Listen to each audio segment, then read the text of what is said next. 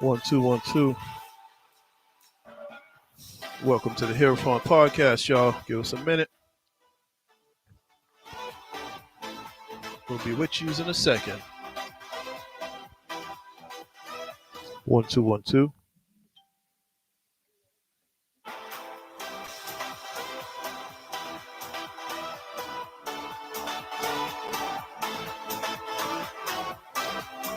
One, two, one, two.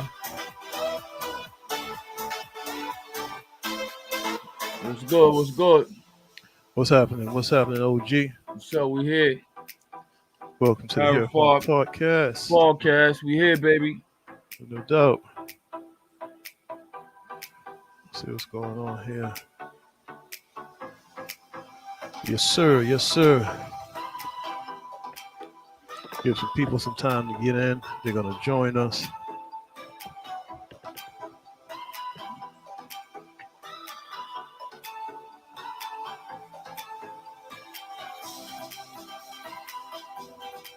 How you feeling tonight, OG? I'm all right, man. I'm feeling great, man. You know, I'm blessed to be alive again. You know, I have this opportunity to be a part of history with you. And No doubt. hopefully we have many more to come. No doubt. No doubt. Welcome to the Hero Fun Podcast, y'all. People starting to come in the room now. Welcome to the Hero Fun Podcast. What's up, y'all? Think we're going to have another good show for you guys tonight. Just give us a minute. Let people get in. We're going to open up the phone lines. We want people call in tonight, y'all. 347-595-9134. Right? We're talking about the new mayor-elect, Eric Adams. We're going to be talking about that, people. So give us a second to get situated here. And we'll be right with you. We here. We here. Yeah. What's up, y'all? What's good? What's going on, people? What's going on, people? Welcome to the Hero Fun Podcast. I'm your brother Steve, and we got my co-host over there, OG Reynolds. You know what I mean? OG Reynolds in the building. What's up, brothers and sisters? How we all doing? Hope everybody is well. Hope everybody is fine. What we're doing tonight is we have a good subject on hand for tonight, and that is the new mayor-elect, Eric Adams. Eric Adams, right? He's fighting with Black Lives Matter.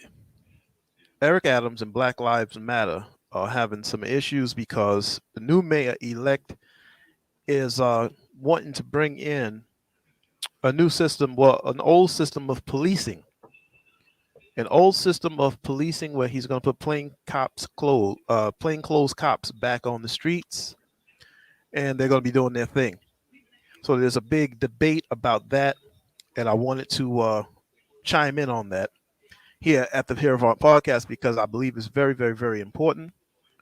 So I want people to call in with your opinions and your views because me myself, I'm pro mayor. I want him to come in, and I want him to bring back these plainclothes units. I definitely want him to do that because there's too much going on out here right now. Yeah, you got blacks killing blacks, youth killing youth. Exactly. It's too much going on out here in these streets right now in the way of crime, and something has to be done about it. Like New York City streets now, it's like Vietnam. It's like war. You know, sporadic shootouts happening anytime, and when these things happen, sometimes innocent people get shot also. You know, could be your moms or somebody coming around the corner at the time of these shootings, and God forbid your mother gets hit. You know, when these guys shoot, they're not trained shooters. They're just shooting crazy sporadically. So, you know, it is what it is, man. I support the mayor. I like what he's talking about. And right now I want to just show a video on the news about this bickering back and forth between Black Lives Matter and the new mayor-elect, Eric Adams. Black Lives Matter is threatening to riot in the streets to the point of bloodshed and mayhem if he brings back the plainclothes unit. So let's take a look. Let's take a listen at what they're saying from a news brief. Here we go. Has to be tough on crime when he takes office, in part by bringing back some controversial police tactics. But after a recent meeting with Adams, Black Lives Matter activists Flo Wolf in the building. What's up, bro? Riots and bloodshed if he follows through. Fox Flo News Wolf Marcus is live good, from Flo downtown Wolf. Brooklyn with more I see you. details. It's pretty incredible to hear a group saying those two words to the incoming mayor. Yeah, absolutely, Bianca. It's rattled a whole lot of people. Now, keep in mind, this meeting also marks the first time Black Lives Matter of Greater New York leaders has ever sat down with an incoming or sitting mayor. Eric Adams seemingly agreeing with the activists' ideas on how to combat poverty in the Black community. But things got heated when the conversation turned to police reform. If they think that they're going to go back to the old ways of policing, then we're going to take to the streets again. There will be riots, there will be fire, and there will be bloodshed. Leaders of the Black Lives Matter movement threatening violence on New York City streets if Mayor-elect Eric Adams reinstates the NYPD's controversial anti-crime unit when he takes office next year. So there's no way that we're going to let some Gestapo come in here and harm our people, right? We pray for peace, but Black opportunities prepares for the worst. Co-founder of BLM's Greater New York chapter, Hawk Newsome, saying this after a heated meeting with Adams at Brooklyn Borough Hall. If you're telling me that I'm... Okay, so you get the gist of it, right? You get the gist of it. Right. What they're saying. So this is Hawkins Newsome. He's the leader of the Black Lives Matter thing.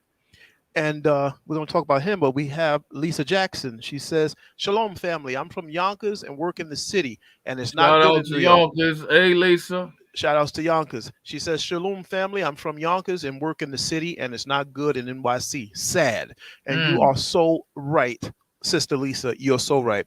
Yeah. So now you saw the brother from Black Lives Matter get up there, and he bluntly made a statement on camera that if they bring these plainclothes units back and these units begin to harass people, right? The cops may have to, in the line of duty, unfortunately kill somebody Black, right? He's saying if you do that, we're going to tear up the streets and it's going to be bloodshed and mayhem. I disagree with that, brother. I disagree. And the reason why I disagree with this brother is because of this. There's crime happening in the streets, mayhem, murder, and bloodshed right now. And that crime, mayhem, bloodshed, and murder is occurring with Black on Black crime. You have to have, before you say that, brother, you say that to the mayor, this brother Newsome. You and Black Lives Matter have to have a counter strategy to put in place to deal with the crime and the shooting and the blood and murder and mayhem that's going on in the streets right now. You have to have a counter plan. If you don't have that, I say let the mayor do his job. Plain and simple. Not only that, when you talk about conducting business, you can't be talking like you come in to disrupt something and things is just one-sided. You can't do that. You got to come level-headed. You know what I mean? Exactly. You know what I mean? You got to be diplomatic about things. Yes. You have to sit down, debate, have to be thought about. It just can't be because you feeling this way, you want to just rush over here. You can't do that. Exactly. You can't take matters into your own hands, right? So you're threatening a riot. You're talking about the plainclothes cop unit will make the streets worse. You know if what I you mean? If you riot and you go against authority, it's going to be worse. Then they're going to bring in what's going to happen. Martial law is going to happen. Military is going to come. Right, people are going to get shot and killed. That's going to be worse than the plainclothes units. Right. Now, I'm pro-Black. I'm for my people all the way. All the way. You know that. But you have to call a spade a spade. Right now is Black people killing Black people more than anything else outside. That whole run. Let's see. Flo Wolf says they thinking of stop and frisk. Yes, I understand. They're thinking of the stop and frisk law, which is cool. Now that stop and frisk is crazy because it takes a little bit away from your civil rights, right? But you know what, Flo Wolf, at this point in time, where I'm at in my mind, I don't mind, bro. I don't mind having a little bit of my rights taken away and letting the cops do their job. I'm saying if you ain't got nothing on you doing nothing, you ain't got nothing to worry about. You got nothing to worry about. Right? You see, even though the stop and frisk is distasteful to us because we're looking at it from a historic point of view, it could be good for us. Because if I know that potentially when I walk out of my door, the police officer can run up on me and stop me and frisk me, I'll think twice about taking a gun outside, right? That's right. That's what we want. We want a deterrent. That's the plan. That's the plan. We want something to deter these kids from shooting up and killing each other. That's what we want. Now, Black Lives Matter has to offer us a strategy, a counter strategy to Eric Adams' strategy. If they don't have that, they should go somewhere and sit down. That's just the way I see it. They should fall back and let the mayor-elect do what he does. That's what I think. Right, and Flo. we got Flo Wolf says, I'm with you. No doubt, my brother. We throw a fist of Black power over here, man. You know, there's a way to do things, right? I don't come down on Black Lives Matter. I like them. I like that they can mobilize thousands, hundreds and thousands of people. I like that. We need that. But what I'm saying is that Black Lives Matter, like I had a friend, he told me Black Lives Matter was just created to deal with like white on black crime, police brutality. I said, cool. I understand that. That's cool. But Black Lives Matter, listen to the title. Black Lives Matter. That means all Black Lives Matter. You should that organization then, I say, should extend itself to cover all aspects of Black life. Not just white police killing Black people, but when Black people who are their actions are criminal, they're portraying criminal activity, Black Lives Matter should come in on that too. When Black on Black crime is at an all-time high like it is now, and there's another Black man killing a different Black man on the street, Black Lives Matter should extend itself to cover that. We should see the marching on the streets where these activities are happening. If it's in the projects in Brooklyn, if it's in Canarsie, Brooklyn, if it's in Harlem, if it's in the Bronx, where Black people are killing Black people, where there are shootouts openly in the broad daylight, Black Lives Matter should be there. The Kids same can't amount even of play people. in the parks no more. Kids can't even play in the park, man. Can't even play in the park. Right? Where these things are happening, Black Lives Matter should be there. They should be there covering this. Yeah, they need to. Right? Yeah, now, if you're not, because that can act as a deterrent too. You got hundreds of thousands of people in the street. I walk with Black Lives Matter on Union Square, and we went down Fifth Avenue when George Floyd thing went off. We walked down Fifth Avenue. We went to Washington Square, down Sixth Avenue, the whole thing. I was in that crowd, and I was like, "Wow, these people! This is crazy. Look how many people are in this. Hundreds of thousands coming over the bridge, Brooklyn Bridge, Manhattan Bridge, whatever. I saw some white brothers and sisters in there too. Yeah. So what I'm saying is, the Black Lives Matter. Why don't you do the same thing when it's Black on Black crime? March the same way. The fact is that let me get into some comments. We got Flo Wolf said anything to stop these kids from housing these guns. Yes, Flo Wolf. Yes, Flo Wolf. That's 100% right, bro. We talking about Flo? No doubt. And he says you're right about BLM. You know, I'm not the only one that's saying this. Everybody with common sense is saying this now. You know, because Black Lives Matter is the biggest movement out there for Black people right now that I understand. Right. Let me see. You're right. They should cover everything. That's right, Flo Wolf. They should cover everything that has to do with Black people. When we kill ourselves, we should cover it. They should cover it when white people kill us. Anybody, if it's truly about Black life. So Eric Adams, for those of us who don't know who Eric Adams is, right? He's the mayor-elect. Let me give you a little bit about his profile. I'm going to share something now on the screen, and we'll look at his profile, because he's not new at this, and this is why I think he's one of the perfect people to do this, because he's not new. This is his profile that I just pulled up on Wikipedia. Read a little bit. It says Eric Adams, right? He might have a plan, man. He does. It says Eric Leroy Adams, born September 1st, 1960, is an American politician and retired police officer who was the mayor-elect of New York City. He is currently the 18th borough president of Brooklyn. Adams served as an officer in the New York City Transit Police and then the New York City Police Department for over 2 decades, retiring at the rank of captain. He served in the New York State Senate from 2006 to 2013, representing 20th Senate District in Brooklyn. In November 2013, Adams was elected Brooklyn Borough President. He was re-elected in 2017 and is the first African American to hold the position. On November 17, 2020, Adams announced his candidacy for mayor of New York City. Early polls showed Adams trailing only Andrew Yang, who benefited from name recognition from his 2020 Democratic presidential run. On July 6, 2021, the Associated Press declared Adams the winner of the 2021 Democratic mayoral primary. Adams defeated Republican Curtis Silva in the general election in a landslide victory. Adams will become mayor at midnight on January 1st, 2022. I can't wait. I can't wait for him to get in there. Right. I really can't wait for him to get in there if he has a plan. So he has the background, right?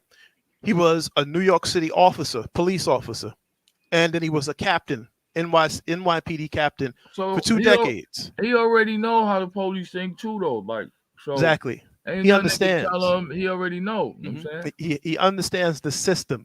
Right. So he has a fight hard against crime policy that he's going to be putting into action. And I can't wait. I can't wait because I'm tired. I'm tired of waking up in the morning, turning on the TV to see that these kids are killing each other, that babies are being shot and killed. I'm tired of seeing this. You know what I mean? So Flo Wolf says, let the man fulfill the plan. It's good he has a long background and this and now and not new and messed up. Exactly. That's Exactly. Right. And I like to say in all respect, shout outs to Mayor de Blasio, man. But I don't know, somewhere along the line, I think Mayor de Blasio fell asleep or something, man, because, he's saying New York City crime is at an all-time low. The city is back beautiful, the most as it's ever been concerning crime. I'm like, does this man look at the Bronx? Is he looking in Brooklyn? What? What is Mayor de Blasio? Dude, big drive-bys going on, real drive-bys with people being killed, Los Angeles style, and he's up there smiling on the news. Calm down, the city's fine. We at the lowest point of crime. I said, this dude, man, somebody must have gave him some good smoke. He's too relaxed. He must have had some ooh-wee and some good, strong and some coffee or something. Because dude is off channel. Yeah. But Eric Adams, he has a plan, and he says he's get tough on crime policy. He promises to bring back the city streets of New York and make them safe. Eric Adams, I hope you will get in there and do that, because I'm tired, man. I'm tired of it. I'm tired of seeing these kids. I'd say to anybody, Black Lives Matter as well. They say they're ready to do this and do that, and they're going to do all this stuff, and there's going to be bloodshed in the streets. I want Black Lives Matter to think to themselves and ask themselves a question. If one of these sporadic shootings take place while your daughter or your loved one, whoever that may be, for anybody in Black Lives Matter, is walking in the vicinity, maybe they're coming home from school, coming from work, going to the store, whatever, and one of these cowboy shootings take place outside and your loved one gets hit, I wonder how you're going to feel. Any one of you guys, including Mr. Newsom in the Black Lives Matter, how will you feel if one of your loved ones were to get hit and killed, your little daughter, your little son, your mom, God forbid? Wouldn't you then appreciate plainclothes cops on the street? Wouldn't you then appreciate some stop and frisk? Because when you know that those things could have stopped those guys from standing on the street having random shootout because they're so worried about the police, and your mother or your kid, whoever, would have survived. Right now, you don't have a plan to put in place, Black Lives Matter. You don't have a plan on how we're going to go and deal with these kids out here shooting up the place and killing each other and killing other people by accident that have nothing to do with things. Some girl got grazed in the leg. A little 7-year-old girl got grazed in the leg during a shootout in Harlem. Lucky for her. And then you can't be saying things like blood gonna be shed and stuff like that, because your decision making falls on a whole bunch of people. Black Lives Matter. Exactly. Even us. We support you. The Harold Fat Podcast support y'all 100%. Yes, we support. Even when you angry, think straight. That's all I'm gonna say. Exactly. And look at this. Flo Wolf just said a great thing. Kids are not safe at school. So no more playing in the playground. Everything is homebound. He's 100% right. That's right. 100% right. It's not being enough noise raised about it. What's up, Audrey? I see you there. Audrey, thanks for being here. Hey, Audrey. So it's crazy. The kids now, look, we're to the point that kids are carrying high-powered weapons to school, man. right? And this gang Yeah. thing is so crazy that they're going to school with the intent of shooting a rival kid in another gang or carrying the gun for protection in case somewhere along their day they see another kid that they got beef with and they can defend themselves. Yeah. This is in our schools, man. This is crazy. So this is out of control. So I say respectfully, Black Lives Matter. If you don't have a plan to put in place, brother, please fall back and let this mayor do something. Let him try to do what he's doing to get this thing going, man. Because something has to happen here. Something has to happen here. This is out of control. These kids are out of control, man. This gang thing is out of control. You know. So it's just crazy, man. It's really, really crazy. And I like that comment by Flo Wolf. He said kids are not safe at school. 2, no more playing in the playground. Everything is homebound. That's right. The kids can't even go outside and play in the playground, man. Right here where I live at. Last month, about a month and a half, kids playing outside in the playground and gunshots going off in midday. In midday. It's crazy. This is crazy. This is not Vietnam, man. You know, we're human beings. And this is only happening in our neighborhoods. Most of it. It's only happening in our neighborhoods. All of it. You know? And then there's another thing now I want to address also. That is, we can't. Now, this was going on during the George Floyd thing, right? This was going on during the George Floyd thing. Said we can police ourselves. We're going to get back to that. But I also let me jump back here, play a little more of this meeting. The sit-down taking place behind closed doors, but was live-streamed on Instagram by an attendee. While Adams and the activists did find common ground on issues surrounding policing in the Black community, the former NYPD captain has vowed to bring back the anti-crime unit, a task force of mostly plainclothes officers, which was disbanded at the height of the Black Lives Matter protests last year. The conversation escalating when Newsom told Adams the organization would hold him accountable for any future police misconduct. Okay, Newsom, Mr. Newsom from Black Lives Matter, we respect you, man. I respect you, right? Right. But I want to say this to you, Mr. Newsom. What is the plan of action that you are prepared to take to combat crime on our streets? I understand you. You seem to be a revolutionary. If you ever see this, Mr. Newsom, you seem to be a revolutionary. You wear all black. I see you guys. You're militant. I love that. But the fact is this. Our people are in error right now. Our young boys out here in these gangs are in error, and they are committing some of the most terrible crimes ever. So much so that their behavior is infringing on everyone else. It's affecting everyone else, not just them. Something has to be done. Mr. Newsom and the rest of Black Lives Matter, respectfully, if you guys don't have a plan of action that can counter the mayor's plan, that you can put guys on the corners, on the streets, or some type of undercovers, whatever organization you have that's prepared to battle crime, and I know you cannot do that. You don't have that type of power. If you don't have that, you have no choice but to let the mayor do what he's doing. If you don't allow that, and you go ahead and you make the threat, and now there's going to be bloodshed and violence, you're going to have to explain to the parents of all those who will lose their lives in that whole thing. If you do nothing and the mayor does nothing, listening to you, and allow crime to keep on going, you're going to have to explain to the parents of the children who will be killed after this. You're going to have to explain to the families. They're going to want to hear from you after they get killed in the streets, because we listen to you now. And we said we don't need the plainclothes unit no more. We don't need stop and frisk. So the crime keeps going on. You're going to have some of that blood is going to be on your hands because you're stopping that, but you're not replacing it with anything else that would make sense. See, this is the problem. There's a lot of things wrong with what they're saying here. One is the threat, right? The threat is going to be bloodshed and mayhem on the street. You do that, you're going to get more people killed and in prison than there already are.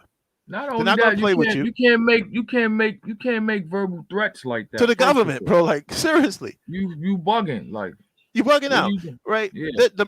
They're gonna bring in martial law at that point, and when the military come, and they ain't coming with rubber bullets, bro. They're coming to take you out.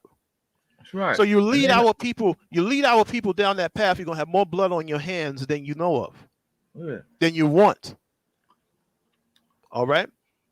So we got to think out here. It's time for us to be smart. We got to move accordingly. Right now, the thing to do right now is to move along the legal lines and the way you can move. We have to make law enforcement. This is a great opportunity for us because Eric Adams is going to actually make the police department start policing again and work in our favor. Don't forget, they work for us. We just That's have to right. make them work. Now, we got a mayor that's willing to turn that thing around and make them work for us, do the job that they signed up to do, to keep the community safe. Flo Wolf says, before GF, we as a people have been problems in the streets and with police. Okay, tell me what GF is. I'm not that good with abbreviations of Flo Wolf. Before what? I don't know. Golf. No, I don't know what that is. But all right, Flo Wolf, do me a favor, hit me off with that. Let me know.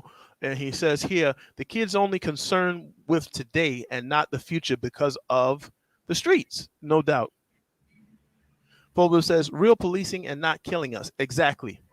Now, here's the thing. Absolutely.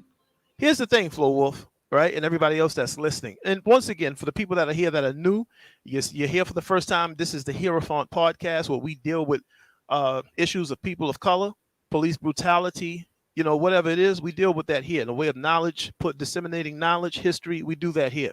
So if you're here for the first time, please subscribe. Hit that subscribe button, hit the notification bell, and give your brothers put them thumbs up. up. Put them thumbs up. Right. Don't forget to give us the thumbs up, y'all. Okay. Hit the like button, hit that thumbs up button. Flo Wolf, please hit that thumbs up button for us. Okay, Flo Wolf says George Floyd. Okay, he said George Floyd.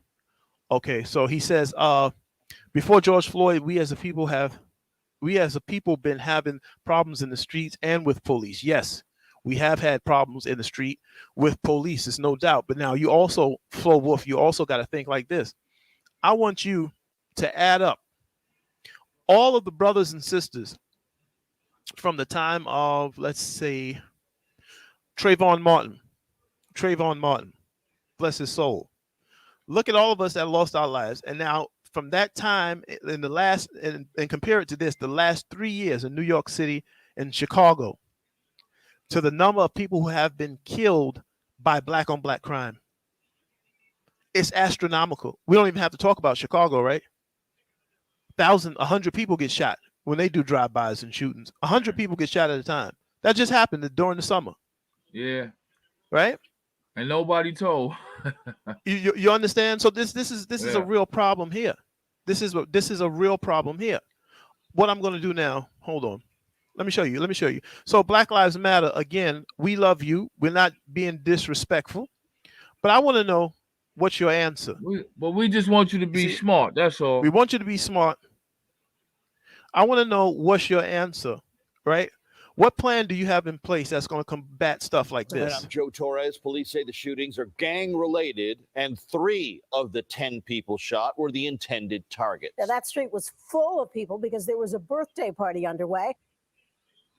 All of the victims are expected to survive. The youngest, just 19 years old. The oldest, 72 years old. Eyewitness News reporter Lucy Yang is live tonight at the scene in North Corona. Lucy? Well, Sandra and Joe, this neighborhood is feeling the sting of street violence. 10 people were shot on this block and multiple parked cars, including the back of this BMW. You can see the bullet hole right there. You see, Black Lives Matter, this is what I'm asking from you guys. What are you prepared to do about this? 10 people shot in one shooting in Queens. 10. The bullet holes are in cars that have nothing to do with the shooting. So these guys are not professional shooters. When they shoot, those bullets go where they want. Right. What if please give us your plan for this. Please give us a plan. What if one of those bullets, somebody would have been in one of those cars sitting there and got hit by one of them stray bullets like they have done so much in the past? What about then? So Black Lives Matter, you have to have a plan of action to put in to counter what the police are talking about, right? Before you go and say, we don't want him to put his plan in action, because the streets are a problem. Our people are a problem right now. This is what we all have to face. This is the reality. It is us doing this. It's us. We have to be concerned with stopping us. So Black Lives Matter, respectfully, if you don't have a plan of action to put in place to stop some of us from killing us, fall back. Let this mayor do what he needs to do. Because I'm tired, man. I'm tired of it. I know people in here that are listening, they're tired of this every day. That's right. Waking up to gunshots and hearing about somebody's murdered on the TV. Somebody's People are kid tired, man. got killed. Something. Somebody's kid got killed.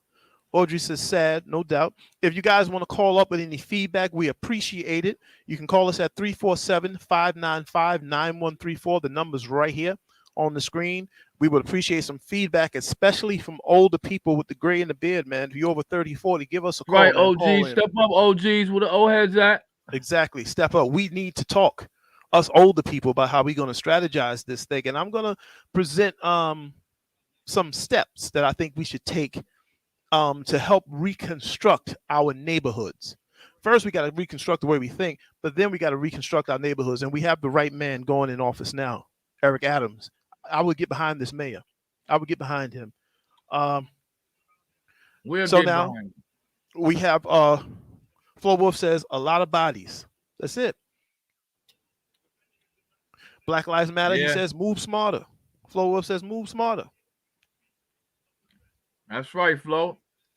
No doubt. So that's that all report we is saying. so sad. That's all we saying. We ain't protesting against you. We just saying lose your head. Exactly. That's not smart to say that, you know, there's gonna be bloodshed if he brings back the plainclothes unit. Then there's gonna be too much bloodshed. You're gonna have a whole bunch of people getting killed out here and locked up. And then you talking like that. And then you talking like that if something happened and you the one saying it, even if you ain't did it, they coming for your ass. Exactly. You're gonna get that charge of promoting a riot. You know, a whole lot of things can happen behind that. That's why we have to be smart out here. We have to be smart out here. That's right. You know, and the object is to get accomplished. What's the plan and the goal? That's it. That's it, man. That's it. Let's finish watching a little bit. Gang violence as suspected. Innocent folks know retaliation is just around the corner. Wilson Maracha went to get his car this morning only to find it riddled with bullets, one still lodged in the hood. I arrived around 9 this morning to take the car, and it was surrounded by police tape. 37th Avenue between 97th and 98th Streets in Corona, Queens turned into an open shooting range Saturday night when 4 men opened fire, 2 on foot, 2 on scooters. So Black Lives Matter. At least 37 times that we know of. Black Lives Matter. Do you see, this is what we're talking about. Do you have an answer for this when you want to riot and go against the mayor who's going to put plainclothes cops on the streets to help stop stuff like this from happening? You have to have an answer now. You have to have a plan that you're going to put in action that's better than what he's suggesting.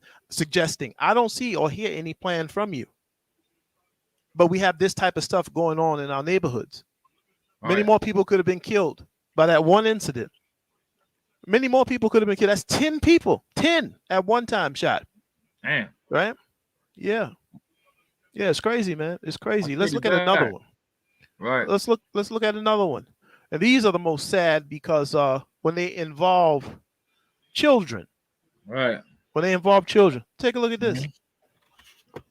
June has seen a troubling spike in the number of shootings across the 5 boroughs. Last night, the dangerous trend continued. A 7-year-old girl was wounded and a 19-year-old woman was murdered. CBS 2's John Diaz has more. What looks like a casual meetup turns frightening for a group of teenagers and a mother standing innocently nearby with her children when shots are fired in East Harlem around 6 o'clock Thursday night. Of course it's scary. It's around my way, Park Avenue. Something that you want for a good neighborhood. In exclusive video, you could see one teenager fall to the ground after he was shot while running from the bullets at the corner of East 102nd Street and Park Avenue. His friends helping him back up, while a mother and her kids just stand there in front of their car. Her 7-year-old daughter also grazed by a bullet in the right thigh, seemingly getting lucky. Right after, you could see her mother call 911, and minutes later, police show up. Now look here. This is a sporadic shooting that happened in broad daylight. Gang related. These gangs got beef with the other ones, and they're trying to kill them. They don't stop. That lady had 1, 2, 3 kids with her, 2 kids and 1 toddler. Thank God, by the grace of God, that little girl didn't get shot elsewhere and get killed, or that little baby or that woman could have got hit. These guys don't care about who's around when they come shooting, right? They don't care. So BLM, again, I say respectfully, Black Lives Matter. What is your plan to counter this stuff that's happening in our streets? If you're going to tell the mayor, Eric Adams, and threaten him with violence and bloodshed if he brings back plainclothes police, then you have to have a plan in action that will be designed to help stop this violence out here. That's all we're saying, BLM. I respect you. I respect what you're saying. Kids still going to get the guns from the car trunks from man. Kids still going to get the guns from the car trunks from man. Not sure I completely understand that, Flo Wolf, but I understand what you're saying. I think you're trying to say kids are still going to go and be able to have access to guns, which is true. No matter what. Right. No matter what. The guns are on the street. The guns are going to remain. You understand me? The guns are going to remain. Now, that delving into that is another conspiracy within itself. But the guns are going to stay right where they are because the guns have a certain function to perform. They have a certain function to perform on the streets where secret powers benefit greatly from this, from guns being on the street. You know, that's a whole part of why you have in Memphis, Tennessee. Tennessee. Down there, those citizens in Memphis, they can carry guns. Now you don't even have to have a license. You can go in and buy a handgun, any kind of handgun you want. You don't even have to have a license. If you're a citizen of Memphis, Tennessee. So they send it up to be a war zone. That's what they're doing. This is assisted genocide, bro. Blacks, you're gonna get blacks to kill blacks. That's it in a nutshell. Now you know, OG, that the hustler, the guys with the hustling minds, right? You know what they're doing from all other states. They packing up. They're going to Memphis, Tennessee. Everybody getting guns. You go down there, you can live in a hotel for 2 weeks and say you've been living down there 8 months. Right. And you get a freaking residency. They give you your ID. You go inside the store. You can purchase guns, come on back up to New York City and distribute them everywhere. And you can do the same thing with all 50 states. All of the hustlers in the states are doing this. From that one state. This is just one possible place all these guns could be coming from. This is called assisted genocide. And another thing I'm starting to see, like these dudes that's pulling out these dangerous weapons, not only that they're not careful about what they're doing, but they're real reckless. You know what I'm saying? Course. I mean, like, for real, bro. You know, I seen a dude walk up to a dude right to his face and missed him, and they ran away. Really? They were shooting with their eyes closed. Yeah, that's what they're doing. You see, they're shooting with their eyes closed. They're not trained shooters. They don't know what the hell they're doing. They're just out here trying to get revenge for whatever they think they got going on. But in the midst of that, innocent people are getting caught up. Right. People are losing their kids. An 8-month-old baby out in Brooklyn, shot down and murdered. Shot down an 8-month-old little baby. May she rest in peace and love to her family. My condolences, man. Behind these idiots. Yes. All fashion their condolences. Unbelievable, man. Flo says, well, Trump always said he feel everybody should have a gun. That's true. Trump said that. You know what I mean? But this is the first time I've seen in action that they put in Memphis, Tennessee, that you don't need a license to get a gun. That's crazy to me. That's crazy. Julius Brown says, clean New York up. Yes, Julius, thank you for that. People are tired, as you can see in the chat. People here are all pro. Please call in. Let us know how you feel, please. Please call up, y'all. Call up, y'all, and tell us how you feel about this. OG, step up, old head. This is grown folks talk. Step up. This is grown folks talk. Tell us how you feel about this mayor, Eric Adams, battling it out with Black Lives Matter, and Black Lives Matter threatening riot and mayhem if he brings back a plainclothes cop unit, stop and frisk. If he brings that back, how do you feel? Is that violating our rights or not? Is it worth it? Do you mind having your rights took away from you a little bit so that, you know, the message can be passed so that it can act as a deterrent so that these kids won't keep coming out here feeling it's okay to carry guns in broad daylight because everybody's walking down the street got a gun on them, man. They don't have any more fear about, yo, if I'm out here carrying a gun, the police could run up on me. So they got guns on them 24 hours a day. And they're doing crazy stuff, killing people, going warring with other gangs. But if the plainclothes unit was on this street and the stop and frisk was in place, I guarantee you they would think twice before they carry those guns. I guarantee you. But partner, I you gotta guarantee look you. at partner, you gotta look at this too though. Look at this also, okay? Mm-hmm. Okay, 90% of it is dudes are acting crazy. But 10% of it is the officers are turning their head to a lot of shit too, because there no motherfuckers trying to dig into the union. They was just beefing over that. Yeah. Let's not forget a couple of months ago. So they were acting like they were doing their job, but they weren't doing their job. Right. That's So, another whole issue within itself. You see, there's a lot going on here, and this is also comes from this de Blasio, man. He's talking about he wanted to cut down the police force significantly. Yo, bro, let me tell you something, man. What did he say? The city crime was down? What did he say? The crime rate in the city of New York, we're looking good. We're at the lowest crime has ever been. It's looking good out here. I said, are you counting the Bronx and Brooklyn? Are you counting up on Fordham Road? Are you counting 233rd? Yeah. Are you counting these places, or are you just worried about Howard Beach and Pleasant Avenue, all the places where the white people live at? Maybe that's what he's counting when he's doing his tally. You gotta remember he smoked bud, man. He's smoking something. He's smoking something. I don't know what the hell he's saying. But I'm glad I got respect for Bloomberg, but I just think he's wrong on that one. He served his period. Thank you, Bloomberg. But let Eric Adams get in here, man, and let's see what he does, man. Because look, just like Flo Wolf, I'm tired of crying. Just like Flo Wolf, I'm tired of crying, man. I dig it. I dig it. This chat should be full of people tonight on this topic. I agree with you, Flo Wolf. I should have put Alpo as the topic, and then we would have had thousands of people. You see? Yeah, you know how that go. Yeah, the sad part is people only want to hear about drama, the street life, and what's going on in the ghetto. No education, they don't want no history. Our people don't take good to education, history, current events, news. They don't take nice to that. They want the drama and the bull crap. So we got to deal with it, but we're going to be here. We're going to continue to do what we do and want to build this platform up so that we can get people like you, Flo Wolf, who appreciate intelligent conversation for a change. You know what I mean? That's what we're going to do. We're going to stay at it, not changing course. When big events come, like an Alpo story, may he rest in peace, whatever, we'll cover that. But mainly, we're going to be doing stuff like this, right? Mainly, we're going to be doing stuff like this. And I like what Flo Wolf said, stop and frisk without death. Yes, Flo Wolf, yes. I would rather have a stop and frisk than have a death any day. I agree with you. He says New York City will go bananas without cops. That's what we getting ready to come to, bro. That's what we get. So he says, hell, we used to get chased. Let me tell you something, Flo Wolf. Let me tell you something.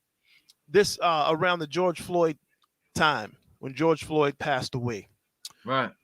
These guys, our people, some people from among our people were saying, man, we don't need cops. We can police ourselves. We don't need cops. We can police ourselves. Man, I heard that ish. And I said, this, whoever's saying this must be smoking crack. They must be smoking crack. Oh, Audrey, I don't see your comment there, Audrey. Nothing typed in. Right? I said they must be smoking crack. You take the daggone cops off of this street, bro, and you're saying we don't need police, and you remove or you reduce the police force. I guarantee you will have murder and mayhem all night long. Overnight, 24 hours, robbing, stealing, killing, shooting, everything under the sun, you name it. And Rape, you will every have goddamn thing. Everything. Those will be on the loose. Yeah. That's it. I don't understand the mentality of some of us. We can police ourselves. Right. Not only that, this what dudes think. When you say police yourself, some of these guys like understanding what you say and level is low. So they'll think you talking about being a cop. That ain't what we talking about. We're talking about looking out for each other. You know what I'm saying? Right. Exactly. I understand that. But let me tell you something, OG. Let me tell you something, OG. That ain't gonna work, bro. That ain't gonna work. We will never be effectively able to police ourselves because we don't have discipline. Black man, us black people, we lack discipline. We have in our hearts a great hatred for one another. We hate each other. There's a hate there. There's jealousy, right? And then you have people that are in poverty. All of these things account for something. You see what I'm saying? Right now, the black man's biggest problem in America right now is one thing, two things, a few things. The main thing right now that's the problem is this gang stuff that's on the streets. These gangs out of control. That's the main problem. The next problem is we do not have a love or respect for education. We don't love education. We said, the hell with education. We're going to hit the street and hustle. The next thing is this hip hop music, that the way it exists today, right? This hip hop music, which is infusing people with the criminal mentality Have to no go out here, self-guidance. and go out there and sell drugs, go out there and gangbang. You get rewarded, right? You can talk about, I just killed a rival gang member. Now I'm smoking him. I'm smoking on this pack, and I'm smoking on this pack. This is what these gangs are saying after they go in and kill people in rival gangs. And the hip hop music, the industry is promoting it. They're giving them the platform to spew this devilishment out into the world. And they're perpetuating it. They make sure it keeps going. These are the problems that black people have. The main thing is this industry. This hip hop industry needs to be dismantled. This trap music needs to be banned. And we need censorship on hip hop. That's what we need, because most of the people that are being affected by it are this youth. The youth don't think like adults. They don't know consequence. They're not afraid of consequence. You see? And once again, brothers and sisters, for anybody that's here the first time at the Hero Front podcast, please hit that subscribe button. Please subscribe to us. Please hit the notification bell so you'll be notified when we put up videos and when we go live. And please, everybody in here, hit the like button. That's the thumbs up button on your telephone or on your computer. It's a thumbs up button. You'll see one that says thumb down and thumb up. Please hit the like button for us now, man, if you guys don't mind. All right. And also, so let's get back to some comments. Flo Wolf says, hell, they got no respect for self. How can they police your people properly? Exactly. If you don't respect yourself, how are you going to police your own people? That's right. How are you going to do it? Flo Wolf says, mental concept is messed up. Our mental concept is messed up. Of course. You get out your bed every day. Instead of going to get a 9 to 5, you're worrying about what you're going to do on the streets in the way of crime. Let me go out here and see how I'm going to get money. Maybe I can rob something or sell some drugs. If you're thinking like that, you're in error. You are in error, and you got life twisted, bro. Trust me. You take it from somebody who know. I used to be like that, man. Audrey says, true, no doubt. True. Flo Wolf says, yes, you're so right. You're so rightly, no doubt. Just keep dropping jewels, brother. No doubt. That's what we're going to do here, Flo Wolf. We're going to keep up with it. I don't care if we just got 5 or 6 people a night. I'm talking that talk. Exactly. If we can reach 5, 5 can reach 10, 10 can reach 20, 20 can reach 100 until we get this message out there. You know what I mean? Flo Wolf says influence is messed up today. That's right. The influence is messed up, and it's coming from this hip hop world, which is now mainly consist of the gangs. It's like they're only signing the gang artists. And the gang artists are preaching this war back and forth in the gangs, and this is keeping this stuff up on the streets. We're in trouble, man. We're in deep trouble. But I want to go back because I want to keep this thing on Black Lives Matter. And I want to show you what Black Lives Matter is saying to the mayor-elect. And this is crazy to me. You know, this is crazy to me.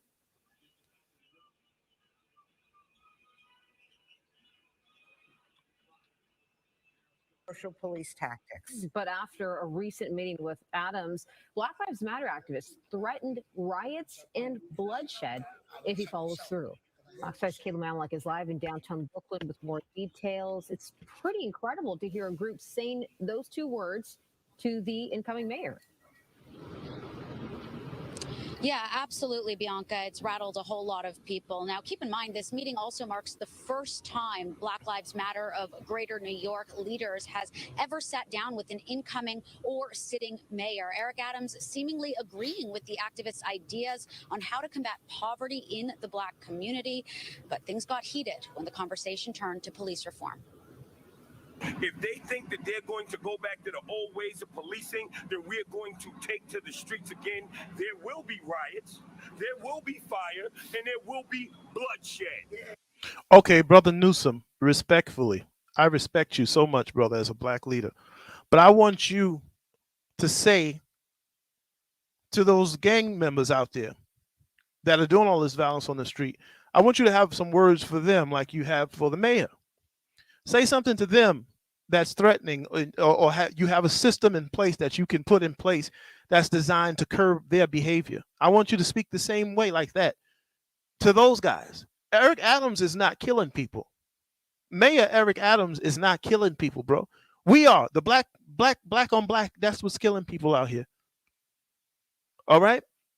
So how you say that so stern against the mayor, right? And you're telling him it's going to be. You need to say that against the people who are perpetrating crime out here, our black people in these ghetto neighborhoods.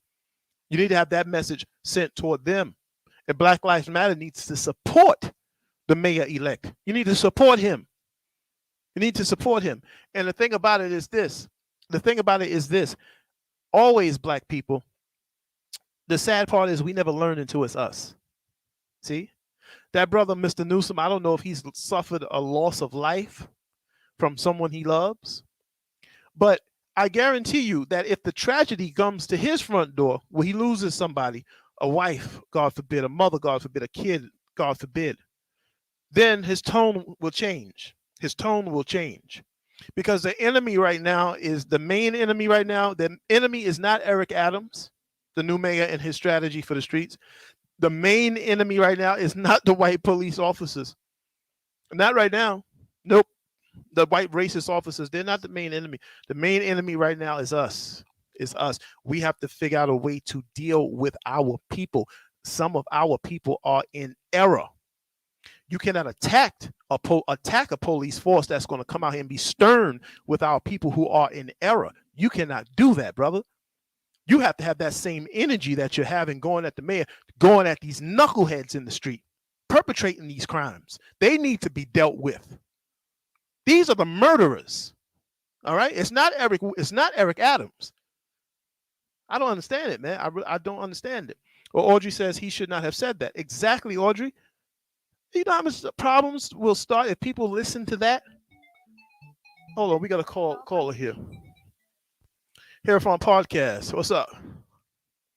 Hey, how's it going, brother Steven? How Hey, you feeling? what's going on, bro? What's popping? Talk to us, man. How you feeling tonight about what we're talking about? I'm feeling great, but I'm not really feeling so great about the solutions that we presenting as far as the police. Okay. I'm from the hood just like everybody else. Right. And I've tried to curb my ways and do the right thing. But the difference is like if you let the police go, right, they attack everybody. Okay. It is not just the people out there doing the crime. If you notice, most of the people we protest about being shot and killed by the police are not criminals. Okay. Right? So that's the issue. It's like you just let them go on everybody. They don't discriminate. If you black and you live in a crime infested neighborhood, then you become a victim. Okay. So the whole thing is that if you have people stealing food because they're hungry, the answer is not let's lock them up. Right? It's the answer is let's provide some resources so these people can actually buy some bread. Right. Right? Because if you lock them up, the people after them that's hungry still gonna steal bread, right? Because they hungry. Right. That's just what it is. You don't solve the problem by locking them up. Right? Okay. So that was the whole defunding the police movement, was about creating resources for these people that's stealing the bread, so they no longer have to steal bread. Okay. So can I just stop you for 1 second? I don't know if it's fair to say that the people that the police killed were not criminals. All of them or most of them were not criminals. I don't know if that's correct, because my recollection, there was a few gangbangers in there that got killed. There was people who had guns on them that the police had to kill. I remember covering some of those videos. So we had it was some criminals in there. You know what I mean? That were involved in stuff that they weren't supposed to be involved in. And unfortunately, the police had to take them out. But you're right. There's a good amount of people that were good that had nothing to do with crime, and the police got them as well. But so I want to ask you, my brother, where do we stand? Because you're right. We don't kill people because they're going out and still trying to get bread because they're hungry. But there's people who make conscious decisions, these kids. The case is not always that they're doing it because they're hungry. They're doing it because, yo, I see this on a hip hop video. It's cool. I'm going to the street. I'm gonna go bang, man. I'm gonna go with my gang. I'm getting down. It's about decisions that they're making. They go home. They got food. Parents can afford to buy them stuff. Right? They get involved in these gangs, and now the gangs got them doing crazy ish. What do we do about this? Right? How do we stop that? How do we curb it? What's the solution? What's the counter strategy? Because crime is at so high point now, something has to be done. Guns are being brought to junior high schools, man, preschools, junior high school, high school. These kids are carrying guns, worrying about rival gangs. Where do we go? What's the counter strategy? If we don't defund the police or what have you, what's the counter strategy? Well, I mean, the misconception is that we have a choice, right? I didn't choose to be born into a fatherless situation. I didn't choose to be born into a mother that was on welfare. Mm-hmm. I didn't choose to be hungry, right? But what I did choose was to try to not be hungry, right? To try to better my situation. Now, if I seen doctors and lawyers on the corner getting all the money and the women, I would have been a doctor or lawyer. Right. But in my neighborhood, that just wasn't there. Mm-hmm. So as a man, I watched what the other men were doing. Mm-hmm. And that's the only knowledge I had. I didn't have somebody tell me you have a choice to do this and a choice to do that. Exactly. I understand. So that's where the problem arises, right? Mm-hmm. But we have to create options. And a lot of people are not going to take the options. Mm-hmm. And those people, we got to let them do what they do. But we got to create options for people. Yeah. That's the whole point. That's the whole point, bro. We can't sit around and wait for take the police, not bring back this task force, let things remain the way they are, take energy off of that and put it on creating programs, right? More so, and let the violence continue because it's not going to stop. We need immediately, right now, we need immediately a deterrent. And this is the proof of why this gang stuff is so dangerous, because it has the power to involve people and make people get hurt that have nothing to do with that nonsense. Now, damn, I forgot my point I was trying to make. God damn, I should have been drinking Coors Light tonight. But the thing is, also, it was something in the way. It was something in the way of getting people hooked up. Okay, so now check it out. I'm saying that the plainclothes unit needs to come back. You're saying that they don't need to come back because everybody gets caught up in it. Now, if the plainclothes unit come back and they start catching everybody up in this thing, you see now how innocent people get caught up because of these wild people on the streets. The cops have to come out here to stop things because of the behavior of the rebels, the rubbish. Yeah, innocent people gonna get caught up. So we get damned if we do, we damned if we don't. Damned if let me we do. ask you a question. Mm-hmm. When has that worked? Like, when has locking everybody up worked? Right? All that did was create more fatherless homes. Yeah. More boys that was out doing the same thing. They father in jail, they going to jail. When has that worked? You're right. Right? Now, if that's not working, then that's not the solution. Okay. What I'm saying is this. I'm not saying that only bring the plainclothes unit and lock people up. You're right. Along with that, we have to have programs.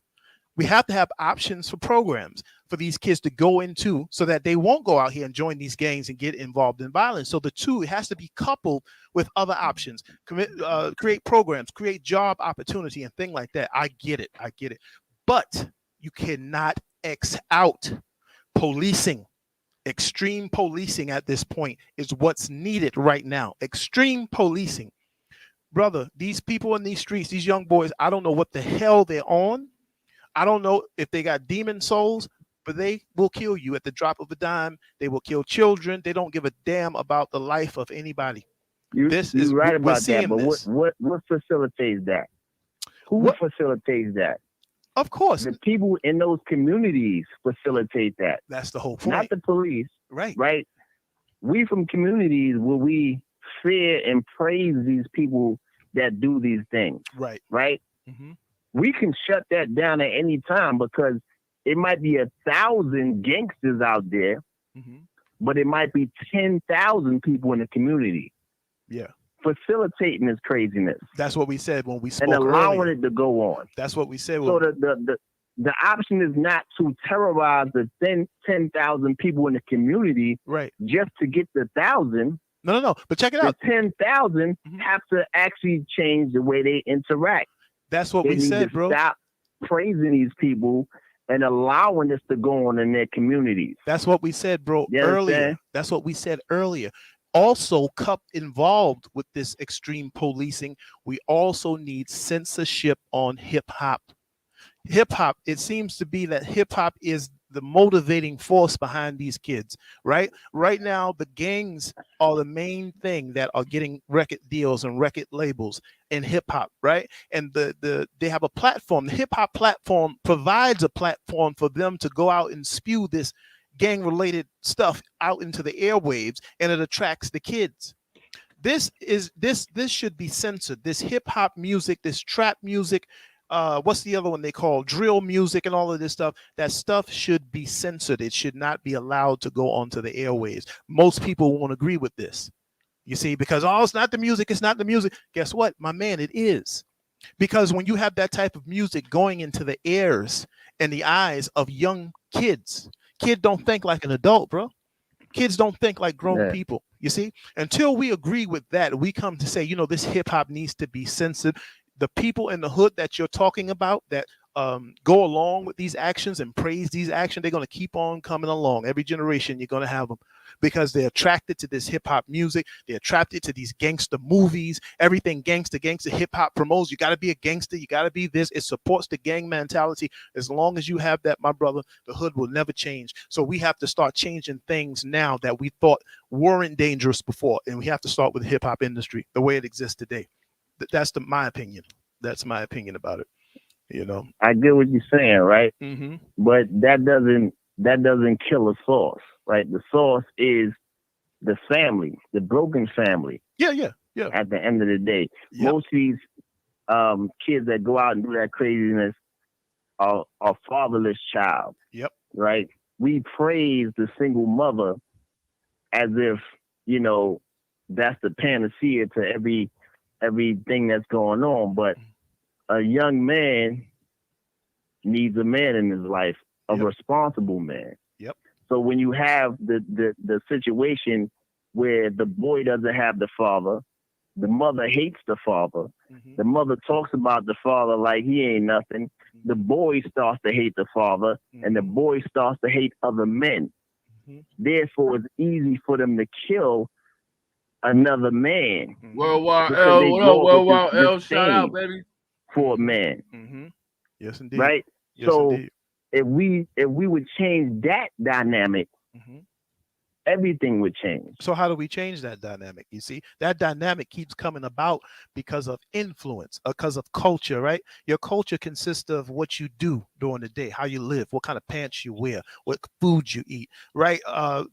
Music in culture is dictated from things that are coming outside. Music plays a big part of the culture. It dictates culture. Movies dictate culture. So if you're sitting there 24 hours a day and you're listening to hip hop music, you young boy, and hip hop music is telling you, man, you ain't cool if you ain't go out and catch a body yet and do all of this stuff. And these young boys are just sitting there, they fueling themselves, and then they're turning on gangster movies and watching movies where, there's all this gangster ish going on, keeping it real with the set and all of this. They're going to go out there and they're going to do these things. And that culture is going to continue. We have to break this thing down part by part. We have to attack. Those white folk used to protest against hip hop once upon a time. Pre-Eminem. Right? White people used to protest and say hip hop is such a violent music. I don't know how they let it happen and blah, blah, blah. But then you had Eminem and they shut down Rockefeller Center, right? And let him in there. So now the white people don't talk about hip hop music no more. But prior to that, they protested it and they were 100% right. That music, you have to think of it. Now, for me and you, my guest on the phone, we can handle it. We're past that stage. We're adults. We know right from wrong. We know we ain't trying to go kill nobody and smoke on no this dude. We're not doing that. But the young boy, he doesn't have the capacity to understand repercussion and consequences. He doesn't understand that. He gets in this group and they all doing the same thing. It's that energy and they all on go. None of them are worried about the consequences. You see, accountability. They're not worried. The second thing is when they're going out doing all these stuff, they high as a kite. Drug use today is a big problem, bigger today than it was yesterday. They're having, I've seen them use Hennessy, take the Molly, crush it up, put it in the bottle of the Hennessy, and they drink that. They're popping pills. They're drinking syrup. They're doing all of these things while they're going out doing this. So we have a lot of problems, brother. We have a lot of problems. And right now, you're right. Everybody should not be made a target or victim of extreme policing, but we have to do something now. We have to act. I said, I don't mind. I don't mind if I have to give up a little bit of my rights where the police come harass me and tell me, yo, you got a gun on you, let me search you. Go ahead, brother. I'm like, go ahead, officer. Because that's going to act as a deterrent. Right now, people walking around with guns like it's the Wild West. It's okay to do it. Right now. If that unit comes back on the ground, they'll think twice. They're not going to do that. And that could perhaps save somebody's life. That's what I'm saying. That's all I'm saying. That's just my opinion. I completely understand you, right? And I understand that if that solves the problem, but it doesn't solve the problem, right? You just have somebody coming up after that person that you locked up that's doing the same thing. But it has to be done. And the cycle continues. It has to be done, though, brother. See, if we take away extreme policing. It doesn't have to be done. You know why? Okay. Because that person you locked up leaves a child behind that actually affected by that. And they start doing the same thing that the father in jail did. And then it keeps the cycle going. Okay. Locking a person up doesn't solve the problem. If somebody's hungry and they stealing bread, locking them up doesn't solve the problem, because if you're hungry, you're still going to steal bread. So if a person goes out here and shoots somebody in the head and takes their wallet and their car keys, right? And when the police asked why they did it, they said, I was hungry. You know, I got a problem. My family is a one-parent home. Then the police should let them go? Is that what you're saying? No, that's not the reality of it. The reality is, if you do a crime, you go to jail. That's right? the point. That's so the the whole point. issue that we have when police shoot people is that they don't go to jail. Right. This is why we don't talk about black on black crime, because when you do black on black crime, you go to jail. Right. When you do white on black crime, you don't go to jail. Okay, so that's cool. The issue. That's cool, brother. That is cool. Listen, I'm pro-black. You know that. I'm with Black Lives Matter. I love it. But I want Black Lives Matter to say to me, I'm saying you guys shouldn't be saying what you're saying about this mayor unless and until you can present to us, the people, a counter strategy that will work better than what this man wants to put in place. If you don't have anything that's going to go in and attack the immediate violence that's taking place right now, you need to fall back, bro. Yeah, those brothers Let me need ask to you a fall question, back. right? Mm-hmm. When they shoot up these schools, do they talk about how they need to put a task force in place? Do they talk about how this senseless violence is going on? No, they don't. No, you know what they talk about? Oh my God, it was a tragedy. Yeah. You know, the children are hurt. We really need to come together. Right? But if that happened in the black community, oh my God, the senseless violence is going on. We need to have more stricter gun laws and this, that, and the third. Yes. So the perception is that one person deserves empathy and they deserve a chance and the other person doesn't. Right, I get that. We can't continue to push that narrative because, like I said, it hasn't worked. Okay. So now, go ahead. Why you don't want to try something else, right? Why not try something else? When we talk about defund the police, we were talking about taking resources to put into investing in the communities instead of investing in locking them up. Maybe you, brother, you understood that at a level that you understand it. But the guys that I was referring to, these were guys in the street talking about, we don't need them damn cops. We police our own self. Their understanding was, let's take the damn police out of here, period. That's with them. But you understand it at a better level. Okay, so check this out also. You said that when the white shooter shoot up the school, you don't hear people say, "Oh, we should have a task force." Instead, they empathize with them. And when the black person does it, it's so bad. Okay, look, I agree, but also you have to tally this in. Look at the number of crime committed in the white communities on a daily basis, and look at the number of crime committed in the black community on a daily basis, and the numbers are very unequal. There's crime in our communities way surpasses that in the white community. Not saying whites don't go to jail, but hold on, let me just make the point. Let me just make the point before you make me lose my chain of thought from the Coors Light that I'm drinking. Damn. So the point is, and it just happened again. God damn it. So you can't stop me when I'm on a roll, man. But you know, that's why people do that, because we have in our mind the image of the black man being a criminal. Right. Because all along throughout the years, we're seeing black crime. I've been a criminal for the greater part of my life. So I know this. That's all you're gonna think. So your mind is already geared up. See, there they go again. When you see somebody that's represented to be something, even though a lot of black people are not criminals, but when you show the criminal element on the news, and we keep seeing this, people are going to be like, "Yo, we got to do something extra with these people because look what they can. They're known to be criminals." So that's the whole point. Yeah, go ahead. Let me tell you something. In the black community, they manufacture criminals, right? If criminals are not there, they create them, right? When I was 14 years old, I was arrested while walking down the street playing my music. They followed me with my little beatbox and locked me up when I was 14 years old, right?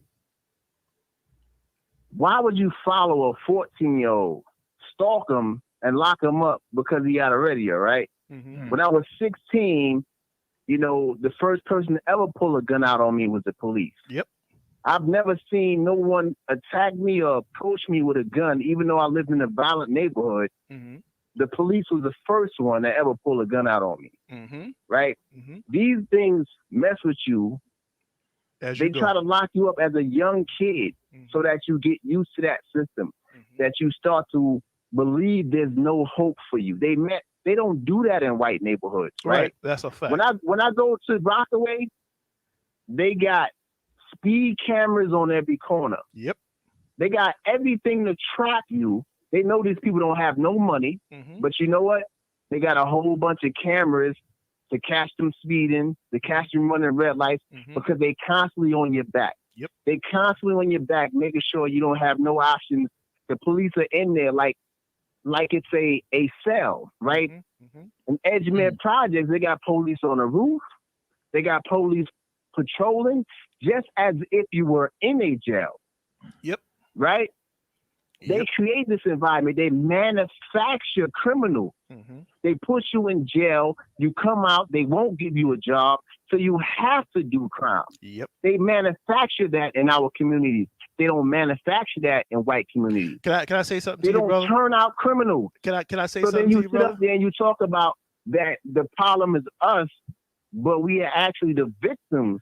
We are all of that. We are all of that. You're 100% right. Now let me show you why. So what you just said to me is 100% correct. Do you know what that means for us? It means what it always has been. We have to get smarter.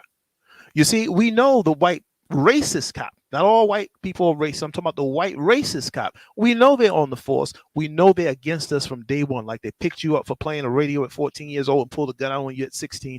We know that. We know they put the cameras there. Any way they can trap us up. Why turn them loose on us? Okay, hold on. What I'm saying is this. Now, why turn them loose? I'm gonna tell you why. Because the ish that we're doing right now is out of control. That's why. Babies are being shot. People are being stabbed on trains. Innocent people. Right? The trains are problems. Kids are bringing guns to school. Kids are shooting kids.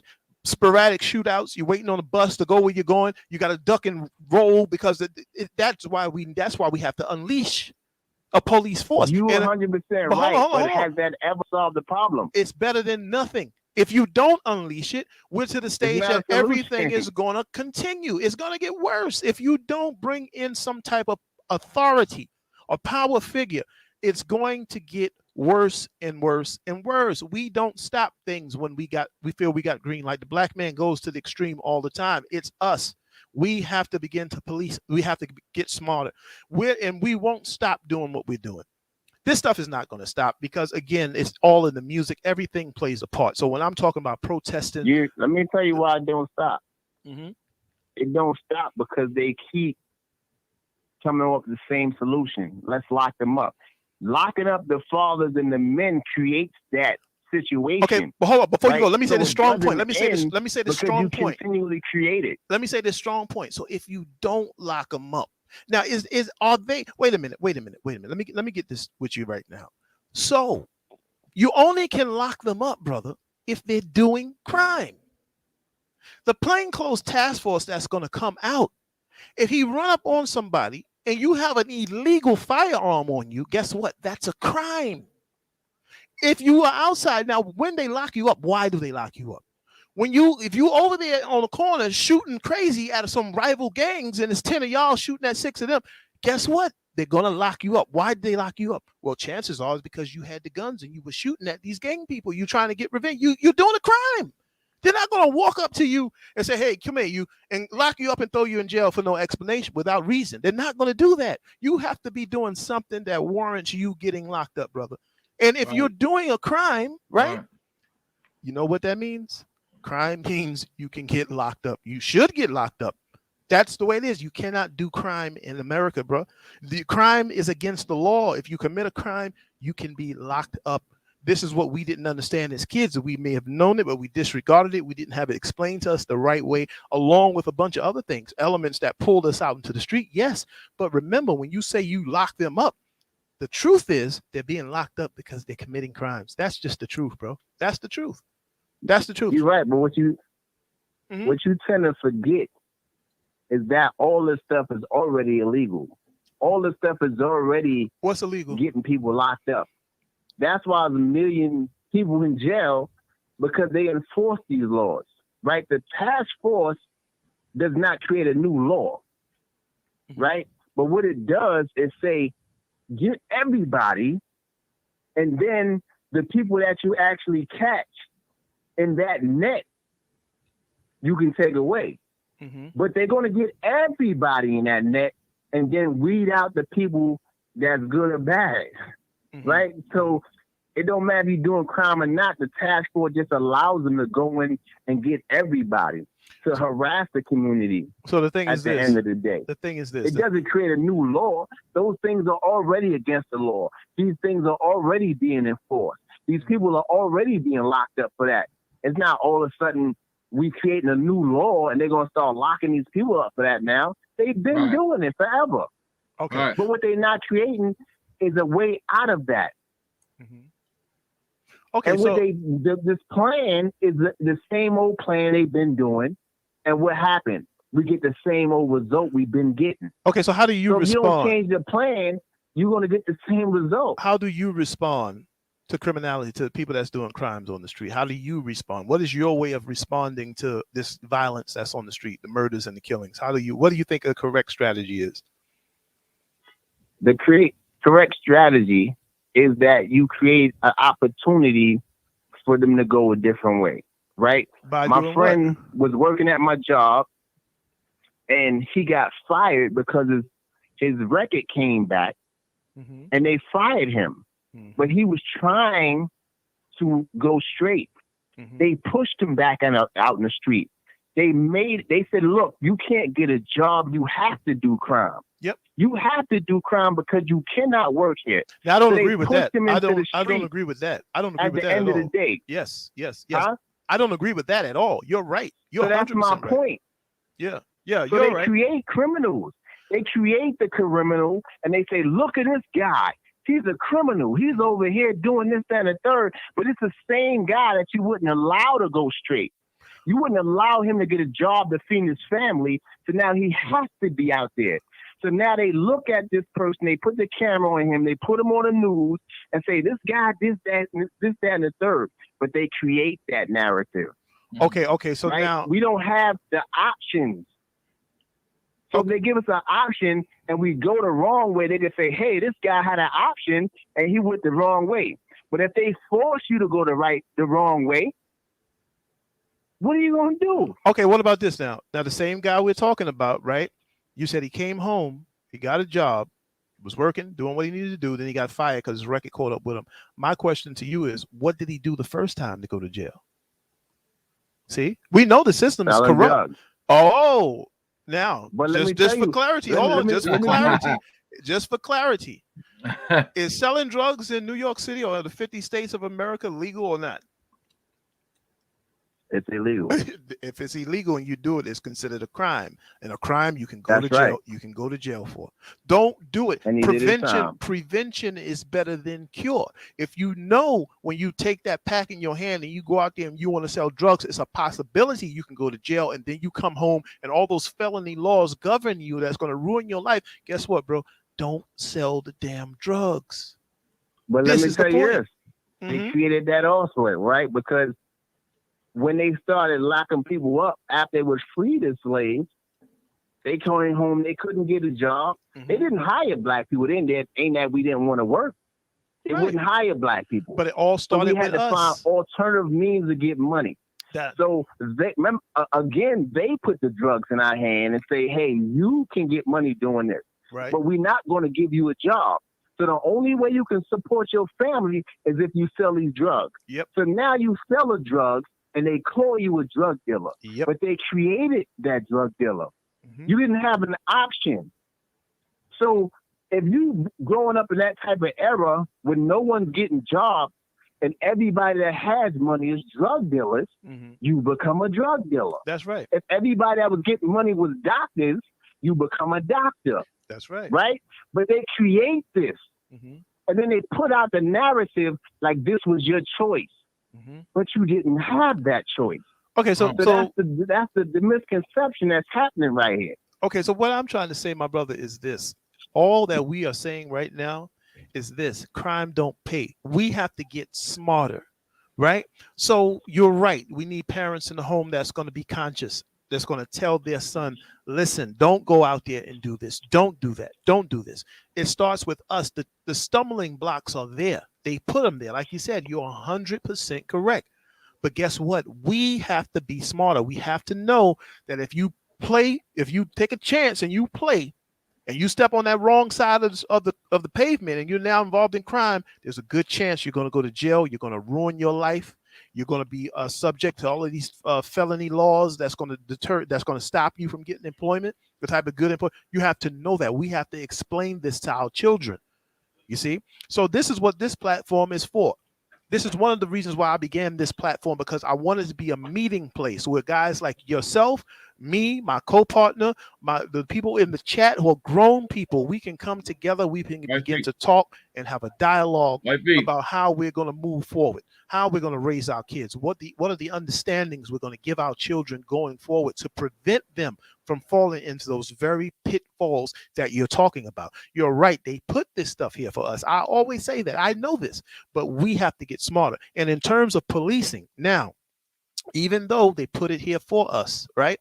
The thing is now we're at such a state where something has to be done. And I don't think that something is take away the police force or don't put extreme policing until we form some programs. Because people are going to continue to lose their life while we're trying to form programs. We need some strong enforcement now. We need that right now. You know. But when has there ever been a lack of these people in jail?